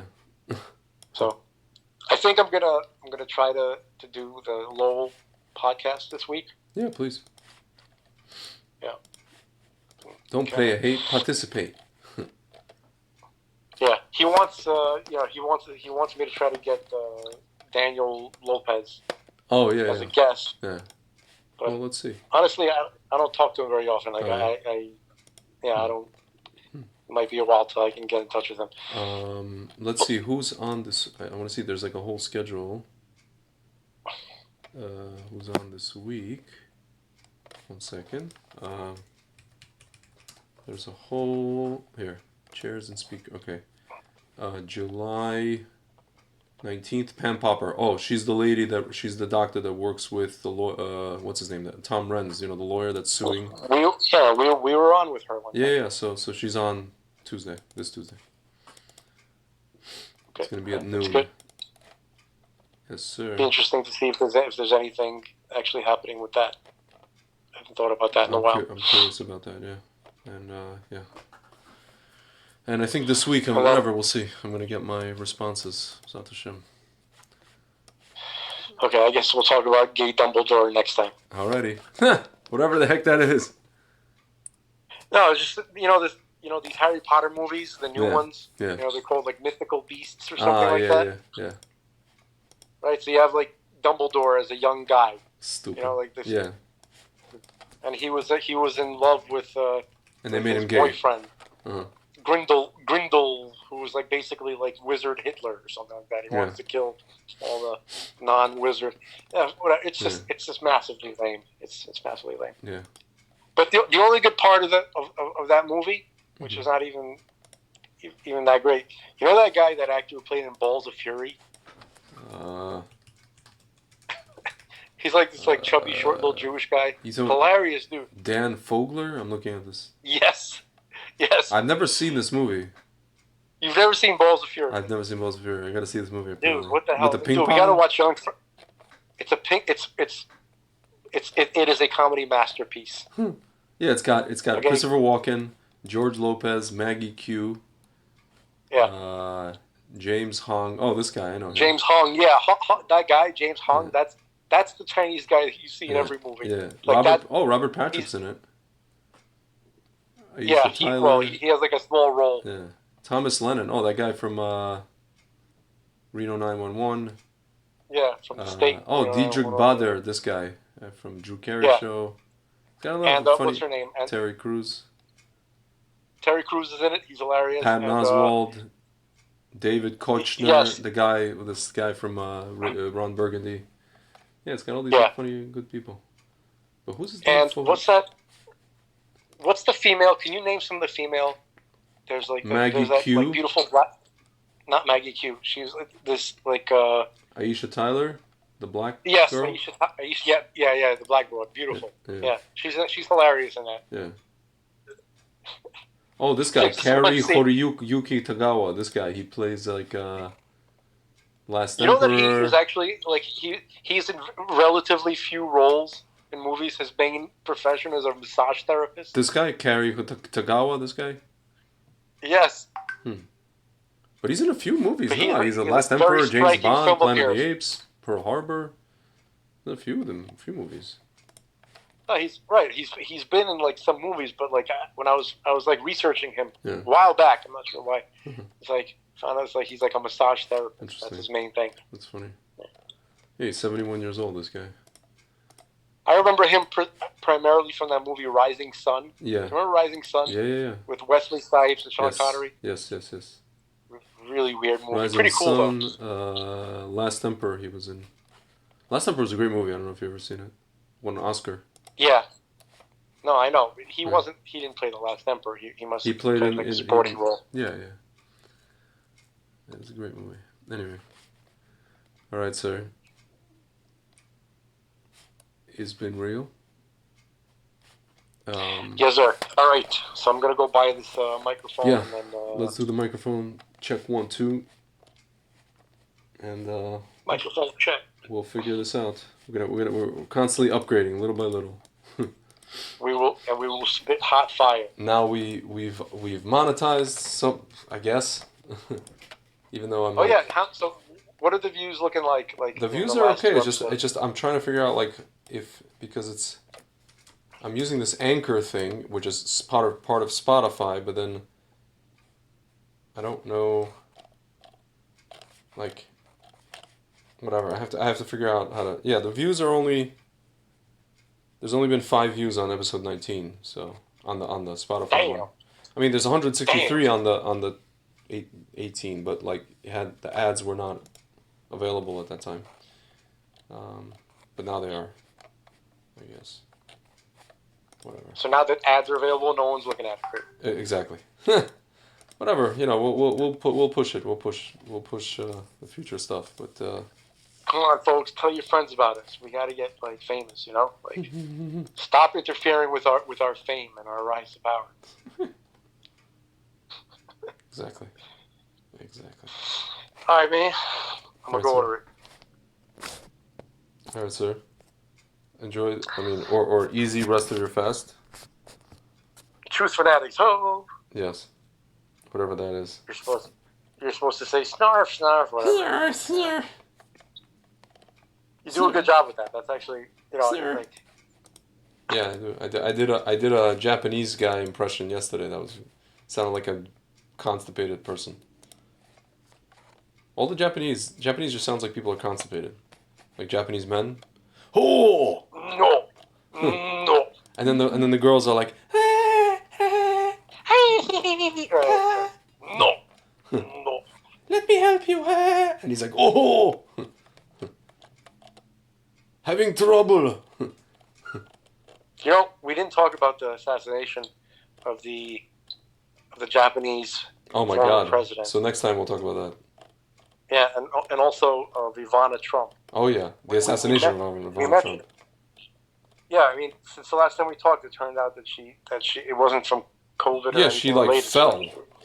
She fell. But the question is, why did she fall? Who made her fall? Yeah, it's a little bit, you know. It's a little Clinton-esque, It really, if you ask me. it really sounds suspicious. It reeks of Hillary, if you ask me. It really kind of sounds like the Clintons had something to do with it. Mm-hmm. You know, Alright, well, like Norm Macdonald said, he goes, "The president's a murderer." You didn't know that? Yeah. He was on The View. Hilarious. We got to play that segment Yeah, from The yeah, View yeah. again. Yeah, here. Norm. We'll end with that. That's Here, Clinton. Here. But like which one? Oh, Bill Clinton murdered a guy? This thing? 2000? Yeah. Okay. probably.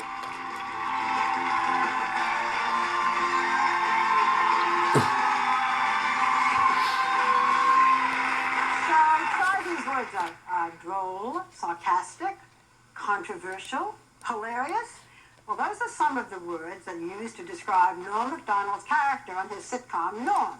But as you will see in this clip, people may think twice before they use the words smooth or charming. Take a look. Hey, Lori. Hey, look, I can see your underwear there. You can skip ahead a little bit when she actually shows up. The winner, you know, but who knows? You like George Bush, don't you? I love George Bush, man. He's a good man, decent, you know, none of this. That was the year 2000, so it's like... So Yeah. it'd be good to get the... See, I think we should get the homicide out of the White House and get like a fresh start, because we don't want any more murderers. I think we should just go on to the next question. Oh. Yeah. Oh, Clinton, he murdered a guy. Yeah, you know, you're not allowed to put out accusations without... That's a little too That's far. the way it doesn't work. That's a little too Go on far. to the next question. Yeah. Not my week. What can I tell you? Oh, it's not mine either, and I'm being very nice, okay? be a good boy. Now, Norm. Did you never hear that? No. Listen, we don't need I to don't want talk to get about into this, that. and I don't want Look to how get they're into just like, we really don't need to talk about this. Like, we No, don't need... just listen. He keeps I'm not driving supposed to them make crazy. those accusations, and you're supposed to be funny. Let's get on There you go. He's just like, F you. F you, chickens. Chastised by Barbara, so I'm not going to ask the next I question. thought it was a matter of record. It's like muzzling him. It's a matter of record. You will not be invited back if you don't shut up. All right, I love it. I love it.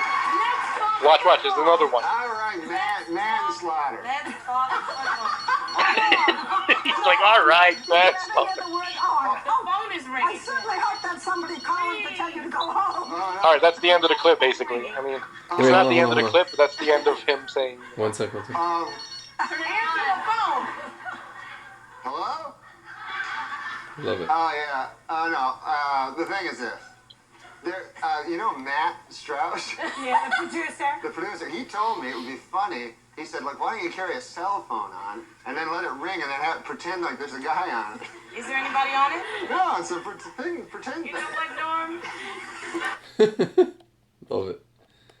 She's like, you know what, Norm? You're a dead man. All these comments, he's a legend. Those dumb Epstein lovers didn't know what hit them. Bunch of clucking hens.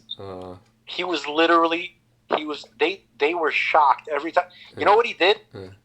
He was planning that. He's like, he always like waits. He is the all-time legend of timing. Timing, yeah, it's amazing. It's amazing. He's like, all right, manslaughter.